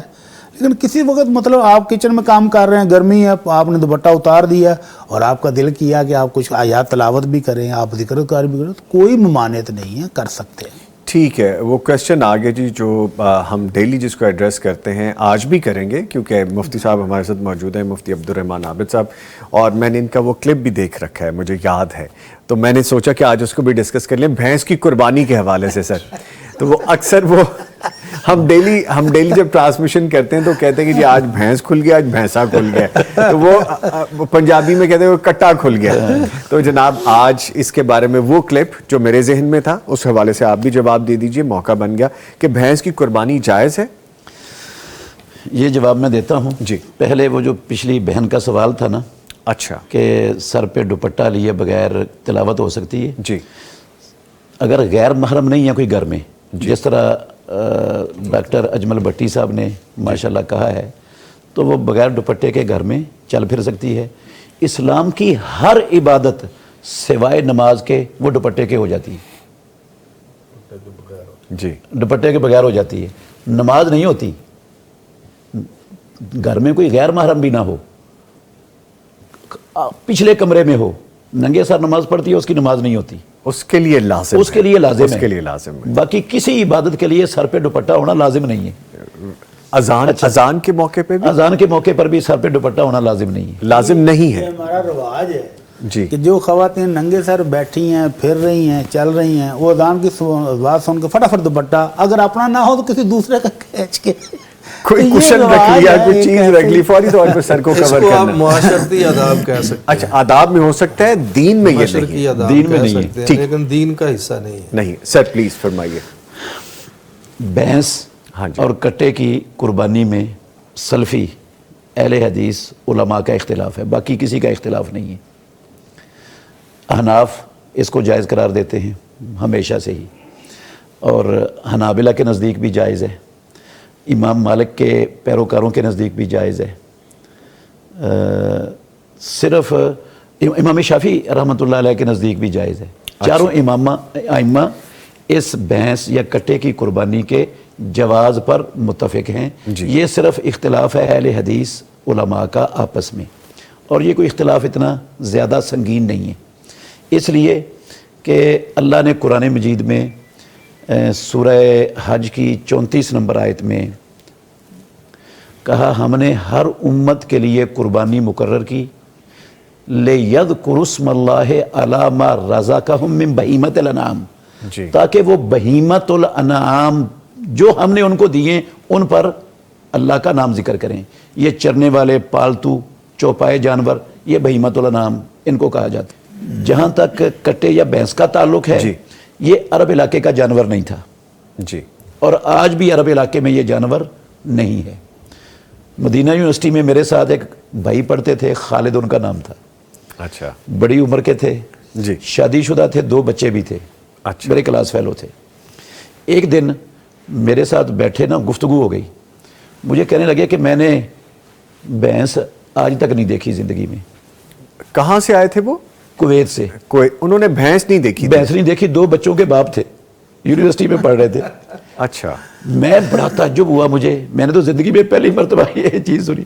میں نے یہ سمجھا شاید بھائی میرے ساتھ مذاق کر رہے ہیں. میں نے کہا آپ مذاق کر رہے ہو؟ کہتا اللہ کی قسم میں نے زندگی میں بھینس نہیں دیکھی.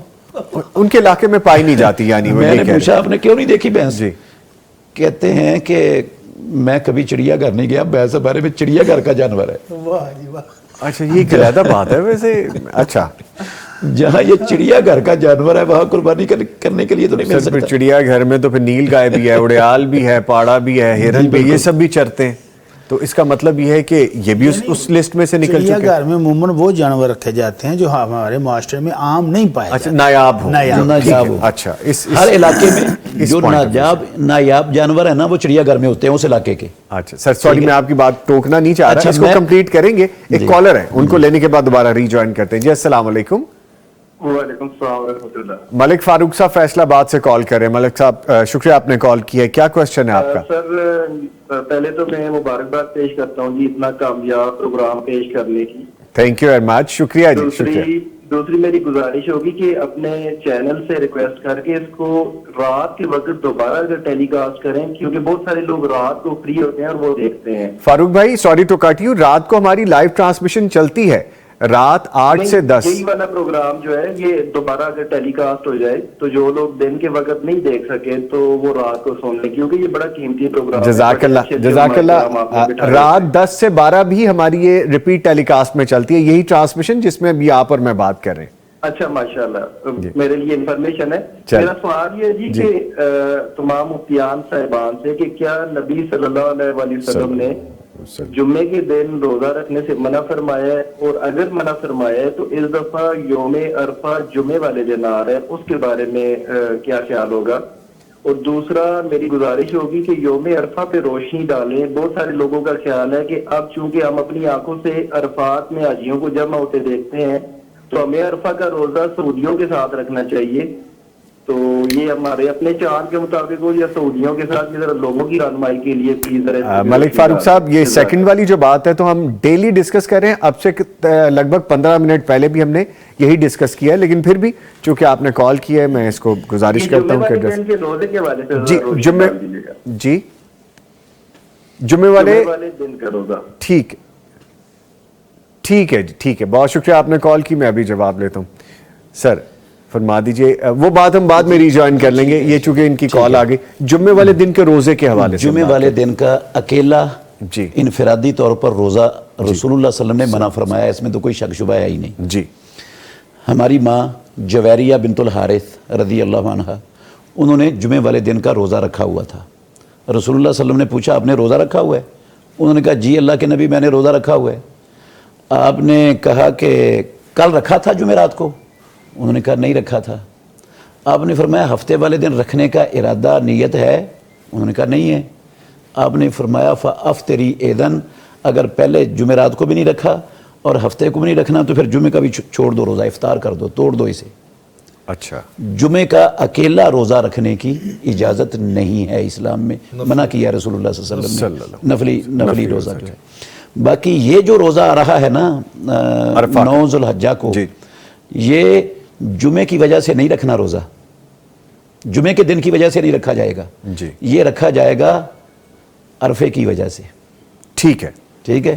جمعے کا روزہ جمعے کے دن کی وجہ سے رکھنا غلط ہے جی اکیلا, اور اگر عرفے کی وجہ سے رکھتے ہیں تو وہ جمعے کی وجہ سے نہیں رکھا گیا, وہ عرفے کی وجہ سے رکھا گیا ہے. اور عرفے کا روزہ ایک دن کا اکیلا منفرد ہو سکتا ہے جی. اور ویسے اگر کسی کو تسلی نہیں ہوتی اس بات پر تو وہ جمعرات کا بھی ساتھ ملا لے, 2 رکھ لے.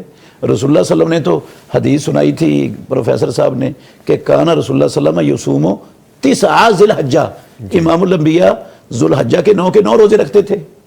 تو سارے روزے بھی رکھے جا سکتے ہیں, 9 کے 9 بھی رکھے جا سکتے ہیں. باقی جس آپ نے فرمایا کہ جمعرات, جمعہ, ہفتہ, پھر آپ کو ملا لینا چاہیے. باقی یہ جو روزہ ہے یہ ہے خاص طور پہ عرفے کا روزہ, عرفہ کے حوالے سے. ٹھیک ہے. اچھا سر پروفیسر صاحب, بڑی دیر سے آپ ہماری گفتگو سن رہے ہیں, شامل ہو جائیے اس میں. مستفید ہو رہا ہے. جزاک اللہ, ہمیں بھی مستفید کیجئے تھوڑا سا. فرمائیے گا کہ قرآن کریم میں جن اقوام پر عذاب نازل ہوا ان کی انکار توبہ کے اسباب کیا تھے؟ پہلی قوموں پر جو اللہ تعالیٰ کے عذاب آئے ہیں ان کی کئی وجوہات ہیں جی, جو قرآن مجید نے ذکر فرمائی. اس میں بنیادی چیز جو سب میں مشترکہ ہے وہ شرک ہے. پھر اس کے بعد بددیانتی ہے, خیانت ہے, ناپ تول میں کمی ہے, اور غیر فطری فعل ہے. اس طرح کے کئی عوامل اور گناہ قرآن مجید نے ذکر کیے ہیں جن کی وجہ سے پہلی قوموں پر اللہ تعالیٰ نے عذاب نازل فرمائے. اب چاہیے تو یہ تھا اللہ کے احکام کے مطابق کہ وہ قومیں انبیاء کی دعوت کو قبول کرتی اور اپنے عقائد اور اعمال کی اصلاح کر کے توبہ استغفار کر کے اللہ تعالیٰ کے عذاب سے بچ جاتی اور نجات و فلاح حاصل کرتی. لیکن وہ اپنے غلط عقائد اور غلط اعمال پر ڈٹی رہی مضبوطی سے. انبیاء کی دعوت کا انہوں نے انکار کیا جی. اور انبیاء کرام کی دعوت میں سورہ ہود کے اندر بھی اور سورہ اعراف کے اندر بھی یہ بنیادی چیز بیان کی گئی ہے کہ انہوں نے اپنی قوموں کو جہاں توحید کی دعوت دی, نیک اعمال کی دعوت دی, وہاں یہ بھی کہا کہ یا قوم استغفروا ربکم ثم توبوا الیہ, جی, کہ اے ہماری قوم اپنے رب سے بخشش طلب کرو, مغفرت کا مطالبہ کرو اور اس کی طرف رجوع کرو, یعنی توبہ کرو. تو جب قوموں نے شرک سے انکار کر دیا, بد اعمال سے, برے افعال سے انکار کر دیا اور توبہ استغفار سے انکار کر دیا, اس کی وجہ جو آپ نے سوال کیا کہ اس کی وجہ کیا ہے، وجہ اصل میں ان کا تکبر ہے، اپنی رائے پر اڑے رہنا ہے، اور اپنے آباء و اجداد، قرآن مجید نے یہ بار بار ذکر کیا ہے کہ رسول اکرم کے زمانہ مبارکہ میں بھی اور پہلے انبیاء کرام کے زمانوں میں بھی انبیاء کی دعوت کے جواب میں قوموں نے یہی کہا تھا کہ ما وجدنا علیہ آباءنا، جی ہم تو وہی کام کریں گے جی جس پر ہم نے اپنے آباء و اجداد کو پایا ہے، ما الفینا علیہ آبانا، جو ہمارے باپ دادا کرتے آئے ہم تو وہی کریں گے، ہم اپنے باپ دادا کے رسموں و رواجوں کو، طریقوں کو چھوڑ نہیں سکتے۔ تو ان کی ہٹ دھرمی، ضد اور تعصب کی ایک بہت بڑی وجہ جو ہے وہ آباء و اجداد کے طریقے پر چلنے کا عزم ہے۔ ایک تو شرک یعنی توحید سے انکار، اور توبہ استغفار سے انکار، جی، اور اپنے آباء و اجداد کے غلط طریقوں پر اصرار۔ ایک ہے آباء و اجداد کا اچھا طریقہ ہے، اسلامی تعلیمات کے مطابق ہے، اس پر تو چلنا چاہیے، جیسا کہ یوسف علیہ السلام نے کہا تھا وَاتَّبَعْتُ مِلَّةَ آبَاءِ ابراہیم و اسحاق، میں اپنے باپ دادا ابراہیم اور اسحاق کی ملت اور ان کے دین کی پیروی کرتا ہوں، یہ تو ٹھیک ہے۔ لیکن اگر اللہ تعالیٰ نے قرآن مجید میں فرمایا اَوَلَوْ كَانَ آبَاؤُهُمْ لَا يَعْقِلُونَ شَيْئًا وَلَا يَهْتَدُونَ، اگر ان لوگوں کے ماں باپ صاحب عقل نہیں تھے، صاحب ہدایت نہیں تھے، تو یہ پھر بھی ان کے طریقے پر چلنے کی کوشش کریں گے۔ یعنی اگر آباء و اجداد کا طریقہ کفریہ ہے، شرکیہ ہے، بدعیہ ہے، ناجائز ہے، غیر شرعی ہے، غیر اسلامی ہے، اللہ کے احکام کے مطابق نہیں ہے، تو اسے ترک کر دینا چاہیے۔ ٹھیک ہے۔ تو اس لیے ان کے جو آپ کہہ رہے ہیں کہ وجہ کیا ہے، میں سمجھتا ہوں کہ قرآن و سنت کے مطابق اس کی بنیادی وجہ ایک تو شرک کا ارتکاب ہے، دوسرا توبہ استغفار سے انکار ہے، اور تیسرا ان کی بدعمالیاں ہیں جن کی وجہ سے ان پر عذاب آیا ہے۔ اگر وہ توبہ کر لیتے، انبیاء کی دعوت کو قبول کر لیتے اور حلقہ اسلام میں داخل ہو جاتے تو یقیناً وہ عذاب سے بچ سکتے تھے۔ اور قرآن مجید نے یہ بھی بیان کیا، جہاں قوموں کے تباہی اور بربادی اور عذاب کا ذکر ہے نا، اس کے ساتھ ہی ان لوگوں کو وَنَجَّيْنَاهُ وَمَعَهُ، وہ لوگ جنہوں نے اپنے دور کے انبیاء کی دعوت کو قبول کیا، توبہ استغفار کی، ان کو اللہ نے نجات دے دی، ان کو بچایا۔ جیسے نوح علیہ السلام کا مشہور واقعہ ہے کہ جو صاحب ایمان لوگ تھے ان پر وہ کشتی میں سوار ہو گئے، ٹھیک، اور دوسرے کئی انبیاء کے واقعات قرآن مجید میں ہیں۔ ٹھیک ہے سر، تھینک یو ویری مچ سر۔ وہ بات بیچ میں رہ گئی تھی اور میرے ذہن میں ہے کہ ہم اس کو ریوائیو کر لیں دوبارہ ایک دفعہ، کہ بھینس یا بھینسا یا کٹا جس کو آج ہم کہتے ہیں، کہ اس کی قربانی جائز ہے؟ اس کا جواب مکمل کرنے سے پہلے میں وہ ملک صاحب جو فاروق صاحب کا سوال تھا نا، اس کے دوسرے حصے کی تھوڑی سی وضاحت کرنا چاہتا ہوں، روزے کے حوالے سے۔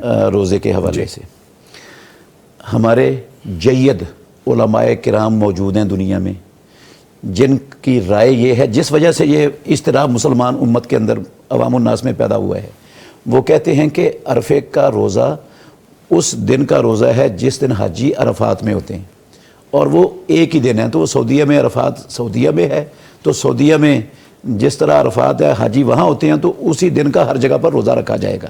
اس وجہ سے یہ لوگ پریشان ہیں اور مختلف سوال وہ کرتے رہتے ہیں ہر وقت۔ اس حوالے سے میں تھوڑی سی یہ وضاحت کرنا چاہتا ہوں کہ یہ عرفے کا جو فضیلت ہے نا، یہ ساری دنیا کے مسلمانوں کے لیے ہے، یہ صرف سعودی عرب والوں کے لیے یا ان کے قریب ملکوں والوں کے لیے نہیں ہے۔ اگر دو تین چیزیں ہیں جو دیکھنے غور کرنے والی ہیں، سمجھنے والی ہیں۔ پہلی چیز یہ ہے کہ جو اگر ہم یہ کہیں کہ جب حاجی عرفات میں ہوتے ہیں اس کا نام عرفہ ہے، تو حاجیوں کے عرفات میں ہونے کا مسنون وقت وہ ہے زوال کے بعد سے لے کر سورج کے غروب ہونے تک۔ تو اگر حاجیوں کے عرفات میں ہونے کے مسنون وقت کو دیکھیں تو پھر تو روزہ حاجیوں کے عرفے میں ہونے کا وہ مسنون وقت ہے، روزہ صرف اتنے کا ہونا چاہیے، جبکہ اس کا کوئی بھی قائل نہیں ہے کہ اتنے کا روزہ ہو، اتنا روزہ نہیں ہوتا، ظہر سے مغرب تک۔ ہاں جی۔ اور دوسری بات یہ ہے، جب حاجی میدان عرفات میں ہوتے ہیں اس وقت امریکہ میں رات ہوتی ہے، تو امریکہ کے مسلمانوں کا وہ یوم عرفہ کدھر گیا؟ وہ کون سا دن کا یوم عرفہ کا روزہ رکھیں گے؟ وہ پہلے میں رکھیں گے یا بعد میں رکھیں گے؟ وہ تو پھر بالکل اور پھر چینج ہو گیا۔ ایک یہ بھی غور طلب چیز ہے سمجھنے کے لیے کہ جب حاجی میدان عرفات میں ہوتے ہیں، دنیا کے بعض خطوں میں اس دن عید ہوتی ہے، تو ان کا روزہ کدھر جائے گا؟ ٹھیک ہے۔ وہ تو عید والے دن تو روزہ رکھنا جائز نہیں اسلام میں. ٹھیک ہو گیا. اور حاجی اس وقت عرفات میں ہے. Very well explained. ٹھیک ہے. ایک چھوٹی سی آخری وجہ یہ ہے جی کہ ہمارا پاکستان کا اور سعودی عرب کا سورج کے غروب ہونے کا 2 گھنٹے کا فرق ہے. ادھر حاجی میدان عرفات میں ہوتے ہیں, ایک بھی حاجی نہیں نکلا ہوتا میدان عرفات سے, اور ہم روزہ چھوڑ کے جو ہے نا وہ کھا پی چکے ہوتے ہیں 2 گھنٹے پہلے عشاء کی نماز کا. بالکل ٹھیک ہے. ٹھیک ہے. تو یہ ہم نے بھی روزہ تو وہ نہیں رکھا پھر. اس لیے جو راجے قول ہے نا وہ یہی ہے کہ ساری دنیا میں یوم عرفہ 9 ذو الحجہ کا نام ہے. ٹھیک ہو گیا. ٹھیک ہو گیا, ہم نے اس کو کلیئر کر لیا. باقی بھینس کی قربانی کے حوالے سے بہیمت الانعام کی قربانی اللہ نے ہر امت کے لیے مقرر کی, اور بہیمت الانعام میں بھینس اور کٹا یہ بھی شامل ہے. اور اس کو خارج کرنے والی بہیمت الانعام سے نہ کوئی قرآن کی آیت ہے اور نہ کوئی پیارے پیغمبر محمد الرسول اللہ صلی اللہ علیہ وسلم کی سنت ہے. ایک بات. دوسری بات یہ ہے کہ سب احادیث میں جن میں قربانی کے جانوروں کے نام آئے ہیں نا, ان میں گائے کا نام بھی آیا ہے, البقر. گائے کو البقر کہتے ہیں. جتنی دنیا بھر کی مستند ترین لغت کی کتابیں ہیں, عربی ڈکشنریاں جو ساری دنیا میں معتبر مانی جاتی ہیں, لسان العرب ہے امام ابن منظور الافریقی کی, اسی طرح تاج العروض ہے امام زبیدی کی, موجم مقاییس اللغہ ہے ابن فارس کی.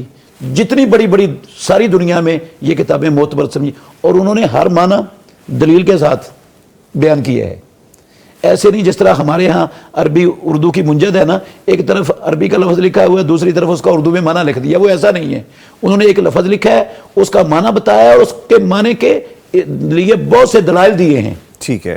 دلائل سے انہوں نے وہ سب کے سب اہل لغت اس بات پر متفق ہیں, الجاموس نوع من البقر. یہ جو جاموس ہے نا یہ بکر کی ہی ایک نوع ہے, بکر جنس ہے. جاموس بھینس کے بارے میں. ہاں جی, جاموس بھینس کو کہتے ہیں عربی میں. کٹا جس کو ہم کہتے ہیں, جس کو ہم کٹا کہتے ہیں. جی. چونکہ یہ رسول اللہ صلی اللہ علیہ وسلم کی زندگی میں عرب علاقے کا وہ بات شروع ہوئی تھی کہ عرب علاقے کا جانور نہیں تھا, اللہ کے نبی کی زندگی میں نہیں تھا, نہ اس کا نام قرآن میں آیا نہ اس کا نام حدیث میں آیا. تو یہ نام پھر لیا کہاں سے, کیسے آیا جاموس نام؟ یہ جب عربوں کو تعارف ہوا نا اس جانور کا, تو انہوں نے فارسی کے لفظ سے یہ جاموس کا لفظ لیا ہے. ٹھیک ہے. جس طرح عربوں, آپ سب جانتے ہیں ہم کہ عرب علاقے میں آم کا پھل نہیں ہے. نبی صلی اللہ علیہ وسلم کے زمانے میں بھی نہیں تھا, قرآن و حدیث میں اس کا نام نہیں ہے کہیں آم کا. اب جب ان کو تعارف ہوا تو نام تو انہوں نے رکھنا تھا. انہوں نے اس کا نام عربی میں رکھا مانجو. اچھا. مانجو کہاں سے لیا بلا انہوں نے؟ مینگو سے. اچھا مانجو. اوکے اوکے ٹھیک ٹھیک. انگلش سے بنا لی. ٹھیک ہے. گاف نہیں ہے نا عربی زبان میں, تو انہوں نے اس کی جگہ پر. اچھا اسی طرح فارسی میں اس کو کہتے ہیں گاؤ میش. جاموس عربی میں اور گاؤ میش فارسی. گاؤ میش انہوں نے گاؤ میش سے جاموس لفظ بنا لیا. اچھا. اور گاؤ اس کے اوپر جو گاؤ کا لفظ ہے اس کا کیا مطلب ہے کہ یہ گاؤ کی قسم ہے, گائے کی قسم, گائے کی قسم ہے یہ. ٹھیک ہے. پھر ہم چونکہ اجمی ہیں, ٹھیک ہے, بکر کا لفظ عربی ہے, اور عربی کے لفظ کا جو معنی میں نے یا آپ نے یا پروفیسر صاحب نے کرنا ہے وہ معتبر ہوگا, یا جو عرب ڈکشنریوں نے دلائل کے ساتھ لکھا ہے وہ معتبر ہوگا. ڈیفینیٹلی عرب ڈکشنری سے آئے گا. عرب ڈکشنری, اور سب عرب ڈکشنری والے اس بات پر متفق ہیں کہ یہ نوع من البقر گائے کی یہ قسم ہے. ہمارے ہاں گایوں کی بے شمار قسمیں. یہ ابھی ہم آ رہے تھے نا تو ہم نے ایک ٹرک دیکھا جس میں وہ یوک آ رہے تھے. اچھا ہاں جی, وہ بھی تو ہے, یوک بھی تو یوک آ رہے تھے, وہ بھی تو گائے کی قسم ہے. وہ بھی گائے کی قسم ہے, حالانکہ اس کی عادت مختلف ہے, وہ گرمی میں رہ بھی نہیں سکتا جی, وہ سرد علاقوں کا جانور ہے, اس کی شکل بھی مختلف ہے, قد بھی مختلف ہے, کوئی بھی کسی کو اختلاف نہیں ہے اس کی قربانی میں, اور وہ سب اس کی قربانی کرتے ہیں. ٹھیک ہے. تو جب بھیڑ ہمارے پاس ہے, بکری ہے, حدیث میں شاد کا لفظ آیا ہے, بھیڑ بکری پر بولا جاتا ہے. بھیڑ کی ایک قسم نہیں, بھیڑ کی ہمارے ہاں 70 قسمیں پاکستان میں پائی جاتی ہیں. بہت سی تو ہم دیکھتے ہیں 70 قسمیں پائی جاتی ہیں. ان کی شکلیں مختلف ہیں, ان کی عادات مختلف ہیں, ان کا جو ہے نا وہ دودھ کے ذائقے مختلف ہیں, سب کچھ مختلف ہونے کے باوجود ایک لفظ میں ساری قسمیں آ گئی. وہ بھیڑ میں آ گئی, وہ بھیڑ میں آ گئی. تو یہ گائے, اس میں گائے کے لفظ میں جاموس کیوں نہیں آتی؟ جاموس پہ کیوں اتنا واویلا ہوتا ہے اور کیوں اس کو اتنا ڈسکس کیا جاتا ہے؟ بس اس لیے کیا جاتا ہے. ہمارے ہاں یہ جو تصور ہے نا بہت بڑی یہ بات سمجھنے والی, ہمارے علماء یہ کہتے ہیں کہ رسول مکرم صلی اللہ علیہ وسلم نے اور صحابہ نے کٹے کی قربانی نہیں کی، اس لیے جائز نہیں ہے۔ ہم کہتے ہیں بالکل ٹھیک آپ نے کہا کہ کٹے کی قربانی رسول اللہ صلی اللہ علیہ وسلم نے نہیں کی اور صحابہ نے نہیں کی، تو کٹے کا گوشت بھی رسول اللہ صلی اللہ علیہ وسلم نے نہیں کھایا، صحابہ نے نہیں کھایا، تو وہ بھی پھر کھانا چھوڑ دینا چاہیے۔ ٹھیک ہے۔ اچھا بھینس کا دودھ نہ رسول اللہ صلی اللہ علیہ وسلم نے پیا نہ صحابہ نے پیا، تو ہم کیوں پیتے ہیں بھینس کا دودھ؟ ہم تو گائے کے دودھ سے بھی بھینس کے دودھ کو ترجیح دیتے ہیں۔ ہاں جی، اور وہ ہمارے معاشرے میں گوالے کے پاس جائیں تو ساری کالی بھینسیں ہی آپ کو ملتی ہیں، گائے تو بڑی نہ ہونے کے برابر۔ لے جی، یہ گفتگو ایک لمبا سلسلہ لے گئی، لیکن چونکہ اس کو واضح کرنا ضروری تھا تو آج ہم نے روایت برقرار رکھتے ہوئے اپنی ٹرانسمیشن کی، پھر اس کو ڈسکس کر لیا۔ ٹھیک ہے جی، آگے بڑھتے ہیں۔ ایک سوال میں مفتی صاحب سے کر لیتا ہوں۔ اچھا، اس میں یہ ہے، میں معذرت چاہوں گا مداخلت کی۔ مفتی صاحب نے بہت اچھا بیان فرمایا ہے، لیکن یک طرفہ دلائل ذکر فرمائے۔ کیا ہی بہتر ہوتا کہ آپ جو لوگ اس کے جواز کے قائل نہیں ہیں، وہ بھی ہمارے بزرگ ہیں، ہمارے علماء ہیں، ہمارے مفتی حضرات ہیں، ہمارے اکابر ہیں، ان کے دلائل کا بھی ذکر کر دیا جاتا تو زیادہ بہتر تھا، تاکہ سامعین و ناظرین کو فیصلہ کرنے میں کچھ آسانی ہو جاتی۔ ٹھیک ہے، چونکہ وقت نہیں ہے اس لیے میں تفصیل میں نہیں جاتا۔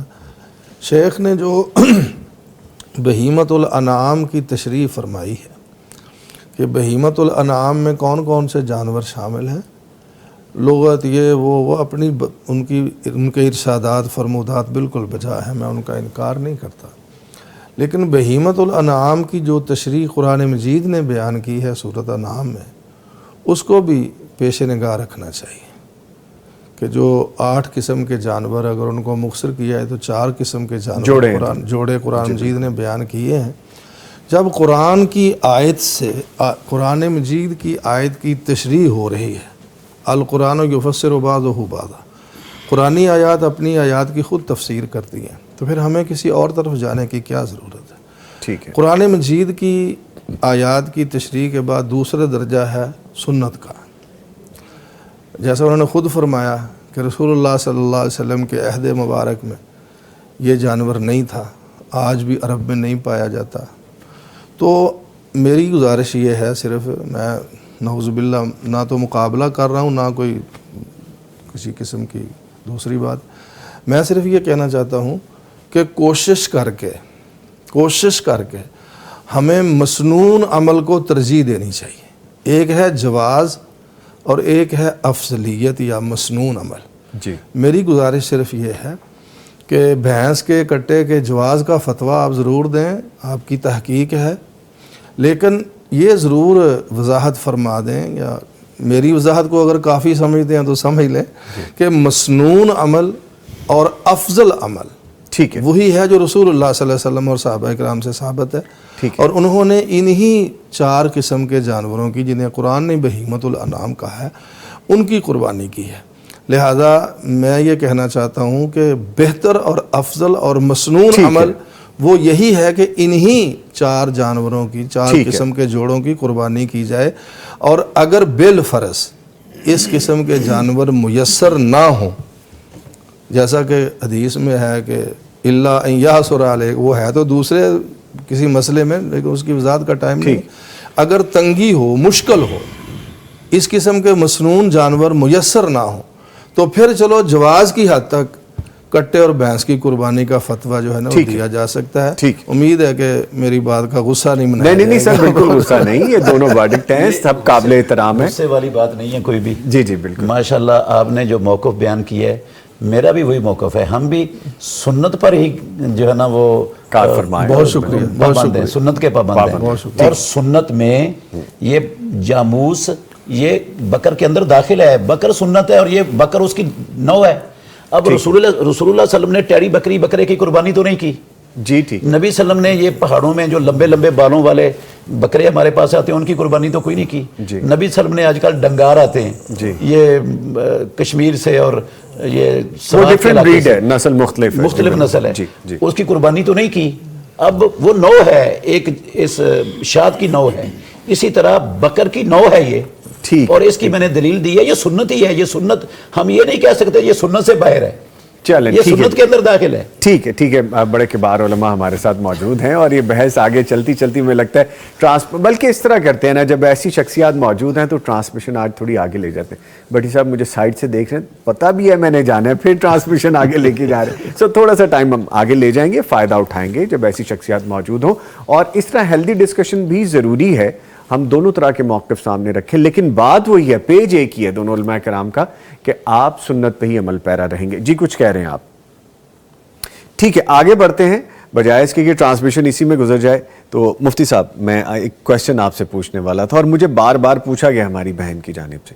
نرگس ہماری بہن ہے, ہمیں روٹین میں لکھتی ہیں, ہماری ویور ہیں, سلام کہہ رہی ہیں جی ہم سب کو. جی وعلیکم السلام. اور کہتی ہیں بھائی سوال ہے کہ کفن کو آب زمزم سے دھو کر رکھنا کیا درست ہے؟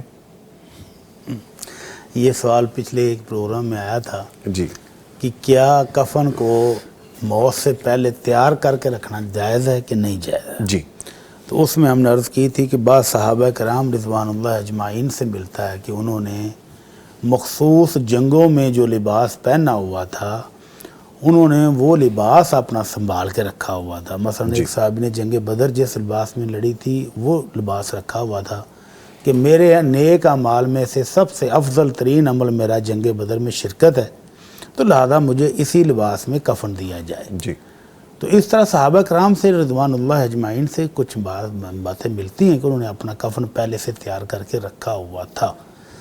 اب زمزم کے ساتھ دھونے کے بارے میں میرے علم میں کوئی ایسی بات نہیں کہ صحابہ کرام نے ایسا تکلف کیا ہو, حالانکہ اس وقت ان کے پاس کنواں بھی اوپن تھا. اب تو ہمیں زمزم کا پانی بھی بڑی مشکل سے ملتا ہے. ہاں جی. اس وقت کنواں بھی اوپن تھا اور پانی بھی وافر تھا, ہر چیز تھی. تو اس طرح کے تکلفات صحابہ کرام نے کم از کم میرے علم کے مطابق نہیں ہے. لیکن اگر کوئی دھو لے تو بابرکت پانی دھو کے لے آئے, اگر اس کو پانی میسر ہے تو اس کو دھو کے ساتھ رکھ لے. خشک ہو جائے. ہاں جی وہ جی جی پلیز پلیز پلیز. سوال بہت اچھا ہے جی جس نے بھی کیا ہے بہن نے. ہاں جی. اصل چیز جو ہے نا جس کا مرنے کے بعد انسان کو فائدہ ہونا ہے وہ ہیں اس کے نیک اعمال. اعمال نیک. عقیدے کی درستگی. اگر عقیدے میں شرک ہے, اگر نماز نہیں ہے تو پھر آب زمزم سے بھی دھو لیں اور میت کو آب زمزم سے پوری میت کو غسل بھی دے دیں, تو ایک ذرہ فائدہ اس میت کو اس کا نہیں ہونا.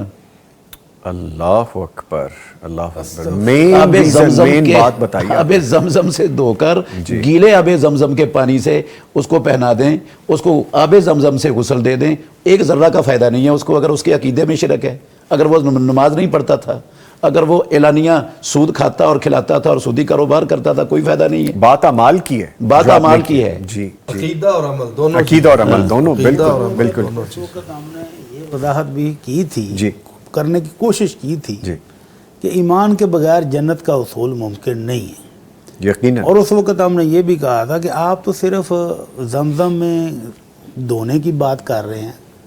ایک شخصیت ایسی بھی گزری ہے کہ جس کو امام الانبیاء محمد الرسول اللہ صلی اللہ علیہ وسلم نے کفن کے لیے اپنی مبارک قمیض بھی دے دی, اللہ اکبر. اپنی گود میں لٹا کر اپنا مبارک لعاب بھی اس کے منہ میں ڈالا. لیکن اللہ رب العزت نے قرآن آیات نازل فرما دی کہ میرے محبوب اگر 70 بار بھی بخشش کی دعا کرو گے تو میں نے قبول نہیں کرنی ہے. اللہ اکبر. تو وہ وہی بات جو مفتی صاحب فرما رہے ہیں کہ جب تک سینے میں ایمان نہیں ہے, عقیدہ درست نہیں, عقیدہ درست نہیں ہے, اعمال صالح نہیں ہے, تو زمزم میں دھویا ہوا کفن کسی کام کا نہیں ہے. اچھا اس بات میں تو کوئی شک نہیں ہے جی کہ رسول اللہ صلی اللہ علیہ وسلم کا لعاب وہ آب زمزم سے یقیناً افضل ہے, بابرکت ہے, کوئی دو رائے نہیں ہے, کوئی دو رائے نہیں ہے اس میں. اسی طرح رسول اللہ صلی اللہ علیہ وسلم کے جس میں اطہر سے لگا ہوا آپ کا قمیض وہ آب زمزم کے دھوئے ہوئے قمیض سے بھی زیادہ افضل ہے, بغیر کسی شک کے. جی جی بالکل. ٹھیک ہے, تو وہ پہنایا گیا. پھر رسول اللہ صلی اللہ علیہ وسلم نے اس کا جنازہ بھی خود پڑھایا, خود پڑھا دیا, جنازہ بھی پڑھا دیا اور اپنے ہاتھوں سے قبر میں بھی اتار دیا. تو اللہ نے کیا کہا, وَلَا تُصَلِّ عَلَىٰ أَحَدٍ مِّنْهُمْ مَاتَ أَبَدًا. اے محمد صلی اللہ علیہ وسلم آج تو آپ نے اس کا جنازہ پڑھا دیا, آئندہ ان منافقوں میں سے کوئی مرے کسی کا جنازہ نہیں پڑھانا. وَلَا تَقُمْ عَلَىٰ قَبْرِهِ, کسی کی قبر پر بھی کھڑے نہیں ہونا. اللہ اکبر. ٹھیک ہے, تو یہ عقیدے والی بات آ گئی, کتنا ڈیفائن کیا ہم نے اس کو, اس پہ مزید بات کریں گے. اور چند ایک چیزیں اور بھی آپ سے ابھی ہم شیئر کریں گے. یہاں پہ ایک چھوٹا سا وقفہ ہے, اس کے بعد دوبارہ حاضر ہو رہے ہیں, ہمارے ساتھ رہیے گا. لبیک اللہم ٹرانسمیشن میں ہمارے ساتھ معزز مہمان موجود ہیں. شیخ الحدیث مفتی عبد الرحمن عابد صاحب, ان کے ساتھ تشریف فرما ہیں پروفیسر عبدالستار حامد صاحب, اور ہمیں جوائن کر رکھا ہے ڈاکٹر مفتی مولانا محمد اجمل بھٹی صاحب نے. گفتگو چل رہی ہے اور مختلف پیرائے سے ہوتی ہوئی اپنے ٹاپک پہ آ جاتی ہے, اور ٹرانسمیشن کا مقصد بھی یہی ہے کہ آپ دین کے حوالے سے, حج کے حوالے سے, قربانی کے حوالے سے, توبہ کے حوالے سے, عقیدے کے حوالے سے جو اصل بات ہے اس کو سمجھ سکیں اور آپ تک ہم یہ بات پہنچا سکیں. مفتی صاحب, میں شامل کروں گا گفتگو میں آپ کو. فرمائیے گا, جو ہماری نوجوان نسل ہے, ایک بڑا طبقہ ہے ماشاءاللہ پاکستان میں, ایون کہ پاکستان سے باہر بھی ہوں تو نوجوان مستقبل ہوا کرتے ہیں, تو نوجوان نسل کے لیے عشرہ ذو الحجہ میں توبہ کو مؤثر اور پائیدار کیسے بنایا جا سکتا ہے؟ ایک تو ہم ٹرانسمیشن کے ذریعے یہ پیغام دنیا بھر میں پھیلا رہے ہیں, خاص طور پہ انکریج کرنا ضروری ہے, موٹیویٹ کرنا ضروری ہے اپنی نوجوان نسل کو دین کے حوالے سے, اصل کی طرف لوٹنے کے حوالے سے. فرمائیے گا. جی, یہ جو پیغام ٹی وی کردار ادا کر رہا ہے ماشاءاللہ, یہ بہت عظیم کردار ہے الحمدللہ, اور دنیا بھر میں لوگ اس کو دیکھ کر اپنی اصلاح کر رہے ہیں ماشاءاللہ الحمدللہ. ایسے ہی سوشل میڈیا پر جی, جو کتاب و سنت کے متبحر علماء ہیں, انہیں سوشل میڈیا پر آ کر نوجوان نسل کو خصوصی ٹارگٹ کر کے ان کی تربیت اور اصلاح کا کام کرنا چاہیے. آج کروڑوں نوجوان ہیں ہمارے, جی, جو نہ کسی مسجد میں آتے ہیں, نہ کسی تقریر اور درس کے اندر, پروگرام کے اندر, وہ دینی پروگرام کے اندر شریک ہوتے ہیں, وہ صرف سوشل میڈیا پر بیٹھے ہیں, اور سوشل میڈیا سے ہی وہ, اگر ان کو دینی رہنمائی کی ضرورت ہوتی ہے وہ بھی سوشل میڈیا سے لیتے ہیں. جی, تو سوشل میڈیا کو پلیٹ فارم بنا کر علماء کو, یہ نوجوانوں کو ٹارگٹ کر کے ان کے جو ہارٹ مسائل ہیں, جی, جی, ان کو سامنے رکھ کر ان کی تربیت اور اصلاح کا کام کرنا چاہیے. ٹھیک ہے. اور پھر صرف مسجد کے اندر خطبوں تک محدود نہیں ہونا چاہیے, کیونکہ ہماری مسجدوں میں خطبات میں تو معاشرے کے شاید 1 یا 2% لوگ آتے ہیں, باقی تو 98% تو مسجد میں آتے ہی نہیں. اب ان کی مجالس میں جا کر, جہاں وہ میسر ہوں, سکولوں میں, کالجوں میں جا کر, یونیورسٹیوں میں جا کر, نوجوانوں کے پارکوں میں جا کر, ہمیں ان کی اصلاح کے لیے کوشش کرتے رہنا چاہیے. انبیاء علیہم الصلاۃ والسلام کا یہی مشن تھا, وہ صرف جمعے کے خطبے کی حد تک محدود نہیں ہوتے تھے, جی, یا وہ سالانہ کانفرنس کی حد تک محدود نہیں ہوتے تھے, وہ لوگوں میں نکلا کرتے تھے, وہ تو مارے پھر رہے ہوتے تھے لوگوں کے پیچھے. جی, نہ دن کی پرواہ ہوتی تھی, نہ رات کی پرواہ ہوتی تھی, جی, نہ صبح دوپہر شام دیکھتے تھے, ہر وقت پھر رہے ہوتے تھے. اور ہم ان انبیاء علیہم الصلاۃ والسلام کے حقیقی وارث ہم ہیں, عقیدہ ہمارے پاس ہے, جی, سنت ہمارے پاس ہے. تو ہمیں ان سارے میدانوں میں آگے بڑھ کر, دیکھیں ہمارے اسکولوں میں, کالجوں میں اس وقت الحاد کا سیلاب ہے, اور ہماری بیشتر تعلیم یافتہ طبقہ وہ ملحدین کے نشانے پر اور وہ الحاد کی طرف بہ رہے ہیں. تو ان کو کس نے بچانا ہے؟ یہ علماء کی بہت بڑی ذمہ داری ہے. وہ خصوصی طور پر, جیسے آپ نے کہا کہ ہمارا مستقبل ہے نوجوان, جی, اگر یہی ملحد ہو گئے, وہی دین سے منحرف ہو گئے, ان تک دین ہم نے پہنچانے کا حق ادا نہ کیا, ان کی تربیت کا حق ادا نہ کیا, تو پھر آگے والے معاشرے سے کیا توقع رکھیں گے ہم؟ ٹھیک ہے, ٹھیک ہے, وہ دین پر تو نہیں رہیں گے. یہ ذمہ داری ادا کرنی ہوگی, یہ ذمہ داری ادا کرنے کی ان تک پہنچنا ہوگا. سوشل میڈیا کے ذریعے پہنچیں, ہم اپنے ٹی وی نیٹ ورک کے ذریعے پہنچیں, ہم ان میں خود فزیکلی جا کے یہ بات پہنچائیں, تو یہ ذمہ داریوں میں شامل ہیں. پروفیسر, چونکہ وقت اب کم ہے میرے پاس, میرے لیے ویسے ہی آپ کے پاس وقت کم ہے سر, آج پتہ نہیں کیا سر وقت بالکل آپ کے لیے پہلی دفعہ ایسے ہوا سر, آپ کے لیے وقت بالکل کم نہیں ہے. ہماری ٹرانسمیشن کا یہ گزارش یہ ہے کہ نوجوان نسل میں جو دین کے حوالے سے ایک تو لا علمی اور جہالت پائی جاتی ہے, جیسا مفتی صاحب نے فرمایا, اس کو دور کرنا چاہیے. خاص جو آپ کا سوال ہے توبہ کے حوالے سے, جی, اور عشرہ ذی الحجہ کے حوالے سے, ہمارے نوجوانوں میں ایک یہ تصور بہت زیادہ پایا جاتا ہے کہ ہم تو گناہ گار ہیں جی, اتنے ہم سے گناہ ہو گئے ہیں, ہماری توبہ تو ہو ہی نہیں سکتی, نعوذ باللہ. یہ جو مایوسی کا پہلو ہے نا, اس کو دور کرنے کی ضرورت ہے.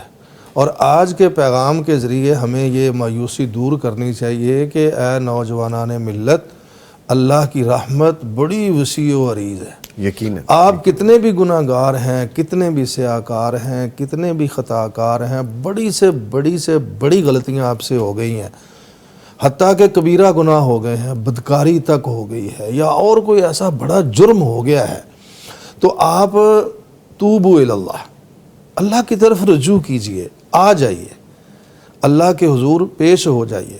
جیسے مفتی صاحب نے شروع میں فرمایا تھا 2 رکعت نماز توبہ پڑھیے اور حضور قلب کے ساتھ اور اصلاح نیت کے ساتھ اللہ کے حضور اپنے گناہوں کا اعتراف کیجئے، معافی مانگیے، مایوسی بالکل اپنے اندر قریب نہ آنے دیجئے. اللہ کی رحمت بڑی وسیع ہے. اللہ کے قرآن کی آیت ہے سورۃ حجر کی کہ اللہ اپنے رسول کو فرماتے ہیں نبئ عبادی انی انا الغفور الرحیم. اے میرے رسول، میرے بندوں کو خبر دے دو، بتا دو انہیں کہ میں بہت زیادہ بخشنے والا، از حد مہربان ہوں.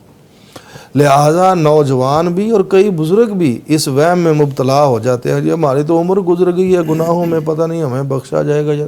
وہ بھی چاہے کتنے بھی انہوں نے گناہ کیے ہیں، اللہ کی رحمت سے کسی صورت مایوس نہیں ہونا چاہیے.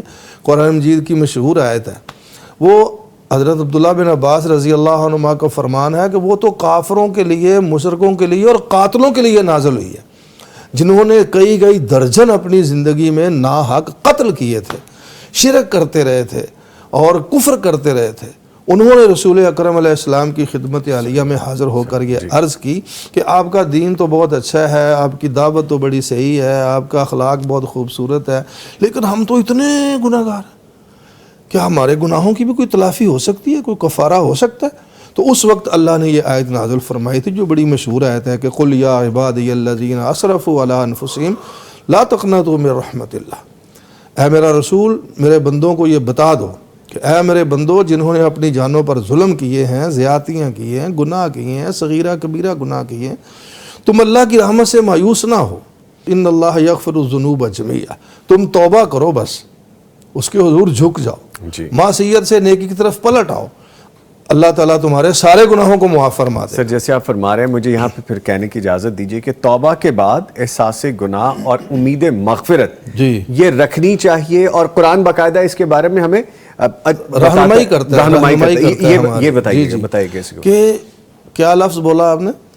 احساس گناہ، احساس اور امید مغفرت. ہاں، یہ بہت ضروری چیز ہے. اللہ کے قرآن نے بار بار یہ کہا ہے کہ گناہ کا اعتراف اور توبہ کی التجا اور آئندہ نہ کرنے کا عزم بالجزم، یہ بنیادی چیز ہے. اس کے باوجود نظامی صاحب حدیث میں آتا ہے کہ اگر پختہ عزم کرنے کے باوجود پھر بھی اگر کسی وقت ہو جائے تو پھر بھی مایوس نہیں ہونا. جتنی دفعہ بھی آدمی توبہ توڑے، نعوذ باللہ، توڑنی تو نہیں چاہیے، اگر ٹوٹ جائے بالفرض، انسان ہے کہیں نہ کہیں 1000 بار توبہ شکستی باز آ، 1000 بار بھی اگر توبہ ٹوٹ جائے تو پھر بھی مایوس نہیں ہونا چاہیے. امید مغفرت یہ بہت ضروری ہے، اور یہ قرآن کا حکم ہے کہ اللہ کے ہاں بخشش کی ہمیشہ امید رکھنی چاہیے. بلکہ امید نہیں، میں تو کہتا ہوں یقین رکھنا چاہیے. یقین رکھنا چاہیے کہ اللہ کے قرآن مجید نے کہا ہے من یعمل سوءا یظلم نفسہ ثم یستغفر اللہ یجد اللہ غفور الرحیم.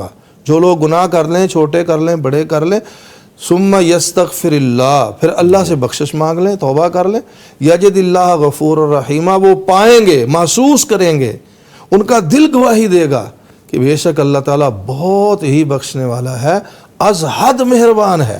وہ ایک شاعر کے بڑے خوبصورت جملے ہیں، وہ کہتا ہے کہ عصیاں سے کبھی ہم نے کنارہ نہ کیا، نافرمانی، عصیاں سے کبھی ہم نے کنارہ نہ کیا، پر تو نے بھی دل آزردہ ہمارا نہ کیا. عصیاں سے کبھی ہم نے کنارہ نہ کیا، پر تو نے بھی دل آزردہ ہمارا نہ کیا.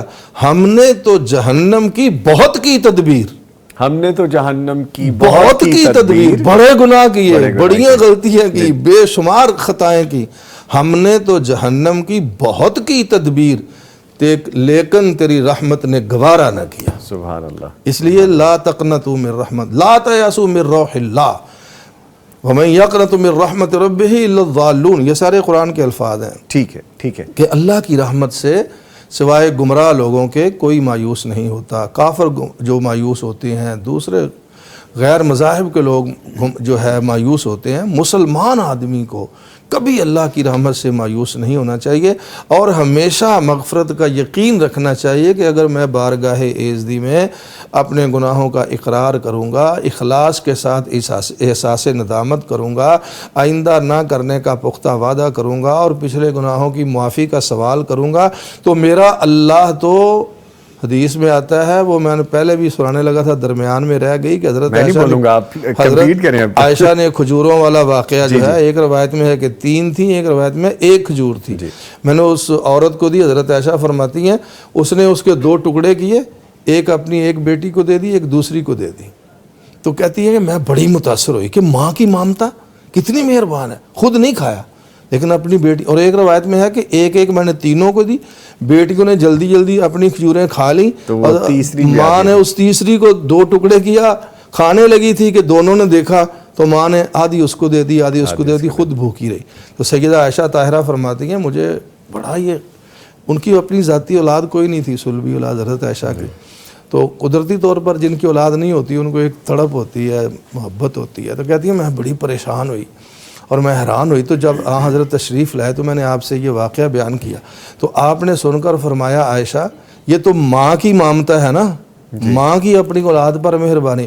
للہ ارحم لعبادہ من ہذہ، جی ٹھیک، اللہ اس ماں سے بھی زیادہ اپنے بندوں پر مہربان ہے.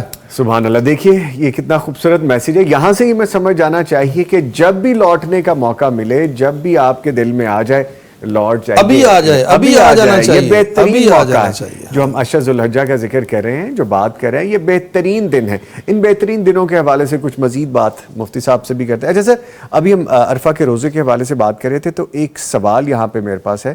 لکھتے ہیں FZ بلوچ آئی ڈی ہے، لکھتے ہیں السلام علیکم. وعلیکم السلام. آپ کا پروگرام بہت اچھا ہے. میرا سوال یہ ہے کہ ان دنوں میں جو روزے رکھیں گے کیا ان روزوں کو قضا روزوں میں شمار کر سکتے ہیں؟ 9 ذوالحجہ کا روزہ بھی قضا روزے میں شمار ہوگا یا نہیں؟ جو فرضی روزے ہیں جی، ان کی قضا دینی ہے، اور ساتھ یہ نفل کی بھی نیت کرنا. ہاں جی، ایسا نہیں ہوتا. تو فرض انوان نہیں ہو فرض ہے، سکتا، نفل نفل ہے. ایک کام ایک وقت. پہلے فرضی روزے رکھ لیں، اور اگر اب فرضی روزے رکھنے نہیں شروع کیے تھے تو ان نفل کے روزے کی نیتیں رکھیں، اور خاص طور پر عرفہ کا روزہ وہ مشکل رکھیں نیت کر کے، اور قضا بعد میں دے لیں الگ سے. ٹھیک ہے، یعنی یہ نہیں کہ آپ دونوں چیزوں کو اکٹھا کر لیں. اچھا مفتی صاحب، ایک سوال میں بلکہ آج ڈسکس بھی کر رہے تھے، ہم بات کر رہے تھے پروگرام سے پہلے. کسی نے پوچھا کہ جو زکوٰۃ کے پیسے ہیں، ان زکوٰۃ کے پیسوں سے قربانی کر سکتا ہے جس کے ذمہ زکوٰۃ ہے، اس نے اپنا پیسہ نکال دیا ہے، تو وہ انہی پیسوں سے قربانی کر سکتا ہے یا نہیں؟ مجھے جو لگتا ہے وہ میں تو نہیں ان کو بتا سکا، میں نے کہا میں پوچھ کے بتاؤں گا.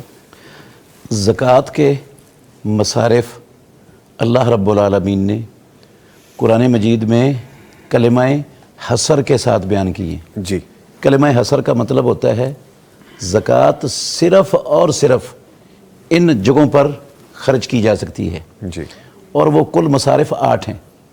سورہ توبہ کی 60 نمبر آیت کے اندر اللہ نے وہ بیان فرمائے. تو قربانی ان میں نہیں ہے، قربانی. جی، قربانی نہیں ہے. اس کا مطلب ہے کہ زکوٰۃ کے پیسوں سے بندہ قربانی نہیں کر سکتا. ہاں، اگر آپ نے اپنی زکوٰۃ کے پیسے کسی غریب کو دے دیے، جی جی، مستحق شخص کو دے دیے جو فقیر ہے، مسکین ہے، وہ قربانی کرے، چاہے وہ حج کرے، چاہے گھر بنائے، جو مرضی کرے، وہ اس کی مرضی ہے. جی ٹھیک ہے، یعنی کہ وہ خود تو کر نہیں سکتا، لیکن کسی کو وہ رقم دے سکتا ہے، اس رقم سے وہ اپنا کوئی بھی عمل کر سکتا ہے. کوئی اس کا اگر قرض کی ادائیگی ہے یا اگر وہ قربانی کرنا چاہتا ہے تو ایسے ہی ہے. یہ رقم دینے والا اسے پابند نہیں کر سکتا، کہہ نہیں سکتا کہ تم یہ کرو، پابند نہیں کر سکتا کہ یہ میں تمہیں زکوٰۃ اس لیے دے رہا ہوں کہ تم نے ضرور اس کی قربانی ہی کرنی ہے. ٹھیک ہے، یہ نہیں ہے، وہ اس کی ملکیت کر دے، اس کو دے دے. اب اس کی ثواب دید ہے کہ اس کی ترجیحی ضرورت کیا ہے. ہو سکتا ہے قربانی کے علاوہ اس کے اور مسائل ہوں جہاں وہ مال خرچ کرنا چاہتا ہو یا کر سکتا ہو، اس لیے پابند نہیں کر سکتے. ہمارے یہاں ضمناً ایک بات ہے، جی، ہمارے ہاں یہ بھی ایک رواج پڑ گیا ہے کہ ہم زکوٰۃ کے پیسوں سے اشیاء خوردنی خریدتے ہیں اور پھر وہ مستحقین میں تقسیم کرتے ہیں. جی میں اس کو منع تو نہیں کرتا، لیکن زیادہ بہتر صورت یہ ہے کہ ہم کسی مستحق کو اپنی زکوٰۃ دے دیں. اب اس کی ثواب دید ہے کہ وہ اس کو کہاں خرچ کرتا ہے. ہو سکتا ہے اس کو لباس کی ضرورت ہو، ہم اسے کہیں نہیں ہم نے تمہیں اشیاء خوردنی دینی ہے، ضرور کرانے کا سامان ہی دینا ہے. اس کے بارے میں بھی ہمارے علماء کو کچھ نہ وضاحت کرنی چاہیے کہ آپ زکوٰۃ دے دیں مستحق کو، جو زکوٰۃ کا مستحق ہے اس کو دے دیں. اب وہ اپنی ثواب دید پر جہاں چاہے اس کو خرچ کرے. اس کے بچوں کو لباس کی ضرورت ہے، جوتوں کی ضرورت ہے، اس کے بچوں کو تعلیم کی ضرورت ہے. ہم کہتے ہیں نہیں بھئی ہم نے تمہیں خورد و نوش کا سامان ہی دینا ہے اور کچھ نہیں دینا. ٹھیک، اس لیے اس پر بھی ذرا غور کی ضرورت. ٹھیک کہا ہے پروفیسر صاحب نے جی کہ زکوٰۃ کے پیسے مستحق کو دے دینے چاہیے. اب اس کو پتہ ہے میری کون سی ضرورت جو ہے نا وہ سب سے زیادہ ہے، وہ اس پر خرچ کرے گا. لیکن اگر زکوٰۃ دینے والا مستحق کو اچھی طرح جانتا ہے، اسے اچھی طرح تعارف ہے، پہچان ہے کہ اس کے گھر میں راشن نہیں ہے، تو وہ راشن کی شکل میں زکوٰۃ دے دے تو کوئی حرج نہیں ہے. ٹھیک. اگر اس کو معلوم ہے جی کہ اس کے گھر میں اس کے بوڑھے ماں باپ ہیں، اس کے پاس ان کو دوائی کھلانے کے پیسے ہی نہیں ہیں، پیسے نہیں، وہ دوائی لے کر ان کے والدین کو زکوٰۃ کے پیسوں کی دے دے، وہ دے سکتا ہے. لیکن بہتر اگر نہیں نہ پتہ، ہمارے معاشرے میں عام طور پر زکوٰۃ دینے والے ان کو نہیں پتہ ہوتا کہ ان کو ضرورت کس بات کی ہے، تو اس لیے زیادہ بہتر یہ ہے کہ اس کو پیسوں کی شکل میں دے دے. ٹھیک، اگر پتہ ہے تو پھر جس چیز کی اس کو ضرورت ہے وہ دی جا سکتی ہے، وہ ضرورت پوری کر دیں. ٹھیک ہے جی. اس کے ساتھ ہی اپنے معزز مہمانوں کا شکریہ ادا کروں گا. ایک چھوٹی سی بات ہے جی ضروری. پلیز. توبہ کی بات ہوئی ہے شروع سے آخر تک، جی توبہ کے آداب اور سارا کچھ بیان ہوا ہے. ایک چیز رہ گئی ہے، وہ بڑی ضروری ہے ناظرین تک پہنچانی. جی پلیز. وہ یہ ہے کہ توبہ کے پکا اور سچا ہونے کے لیے یہ ضروری ہے کہ اگر ہم سے بندوں میں سے کسی کے حقوق تلف ہوئے ہیں تو اس کو واپس کر دیں یا اس سے معافی مانگ لیں. اگر ہم نے حقوق العباد تلف کیے ہوئے ہیں، ہم ان کو واپس بھی نہیں کرتے، واپس کرنے کی استطاعت ہمارے پاس ہے، ٹھیک ہے، اور ان سے معافی بھی نہیں مانگتے ان حقوق کی جو ان کے تلف ہوئے ہیں، جی ٹھیک، تو ہم جتنی بھی پکی سچی توبہ کریں گے وہ توبہ نہیں ہوگی، حقوق العباد معاف نہیں ہوگا جب تک ٹھیک، بندہ وہ توبہ معاف نہیں ہوگی. کرے گا. ٹھیک ہے. لے جی میں موقع غنیمت جانتے ہوئے پروفیسر صاحب سے پہلے معافی کا خواستگار ہو جاتا ہوں کہ آج میں نے وقت تھوڑا ان کا اس طرح سے روکا، اور اگر آپ کو یہ محسوس ہو تو میں اس کے لیے بالکل نہیں. میری مجبوری یہ رہتی ہے کہ چونکہ ٹرانسمیشن میں مختلف چیزوں کو ہینڈل کر رہے ہوتے ہیں تو کہیں نہ کہیں ایسا اگر شائبہ آیا تو میں اس کے لیے آپ سے دل سے معذرت خواہ ہوں. تھینک یو ویری مچ جی. نہیں جی، اس کے ساتھ ہی اپنے معزز مہمانوں کا شکریہ ادا کرتا ہوں. ہمارے ساتھ موجود رہے شیخ الحدیث مفتی عبدالرحمن عابد صاحب. شیخ صاحب آپ کا آنے کو بہت شکریہ. نوید نظامی صاحب سر جزاک اللہ. جزاک اللہ sir, thank you very much, thank you. اور موجود رہے پروفیسر عبدالستار حامد صاحب. سر آپ کے آنے کا بہت شکریہ اور مجھے معاف کرنے کا بھی شکریہ. بار بار آپ کیوں شرمندہ کر رہے ہیں مجھے؟ کوئی ایسی بات نہیں. Thank you sir, thank you very مچ. یہ تو روزانہ ہی ہوتے ہیں، میں بھی آتا جاتا رہتا ہوں. یہ مفتی صاحب سے ہمیں زیادہ استفادہ کرنا چاہیے اور ہم نے کیا ہے اور اچھا کیا ہے. بہت شکریہ سر، تھینک یو ویری مچ. یہ ہوتے ہیں بڑے، فراخ دلی سے آپ کو معاف بھی کرتے ہیں، درگزر بھی کرتے ہیں اور شفقت بھی فرماتے ہیں. سر تھینک یو ویری مچ. اور ان بڑوں میں ایک اور بڑے ہمارے موجود ہیں جی، مفتی مولانا ڈاکٹر محمد اجمل بھٹی صاحب. بھٹی صاحب آپ کا بھی بہت شکریہ، تھینک یو ویری مچ. اس لیے بھی شکریہ کہ وقت آج تھوڑا سا آگے چلا گیا لیکن وہ ضرورت تھی. لیں جی، اس کے ساتھ ہی ٹرانسمیشن اپنے اختتام کو پہنچتی ہے، لیکن جاتے جاتے میں آپ کو ایک میسج دینا چاہتا ہوں. پیغام کے پلیٹ فارم سے انشاءاللہ تعالیٰ کل ہم باقاعدہ لائیو ہوں گے اور یہ جو حج کی ہماری ٹرانسمیشن ہے آپ لائیو دیکھ سکیں گے. 10 بلیسڈ ڈیز کے حوالے سے جو ہم ٹرانسمیشن کر رہے ہیں، کل وہ خاص اہم ٹرانسمیشن کا ایک اور دن ہے. لائیو مناظر ہوں گے، خطبہ حج ہوگا، اور اس کے ساتھ ساتھ جو روح پرور وہاں پہ مقامات اور مناظر ہوں گے وہ ہم دکھائیں گے، ٹرانسلیشن کے ساتھ، اردو ترجمے کے ساتھ، عربی کے ساتھ، یہ دونوں ہم نشر کریں گے. خاص طور پہ کل کی ٹرانسمیشن آپ نے مس نہیں کرنی. اس کے ساتھ ہی اپنا اور اپنے پیاروں کا خیال رکھیے، دعاؤں میں ہمیں بھی شامل رکھیے. نوید نظامی اور پوری ٹیم کو اجازت دیجیے، کل پھر ملاقات ہوگی. تب تک کے لیے اللہ حافظ.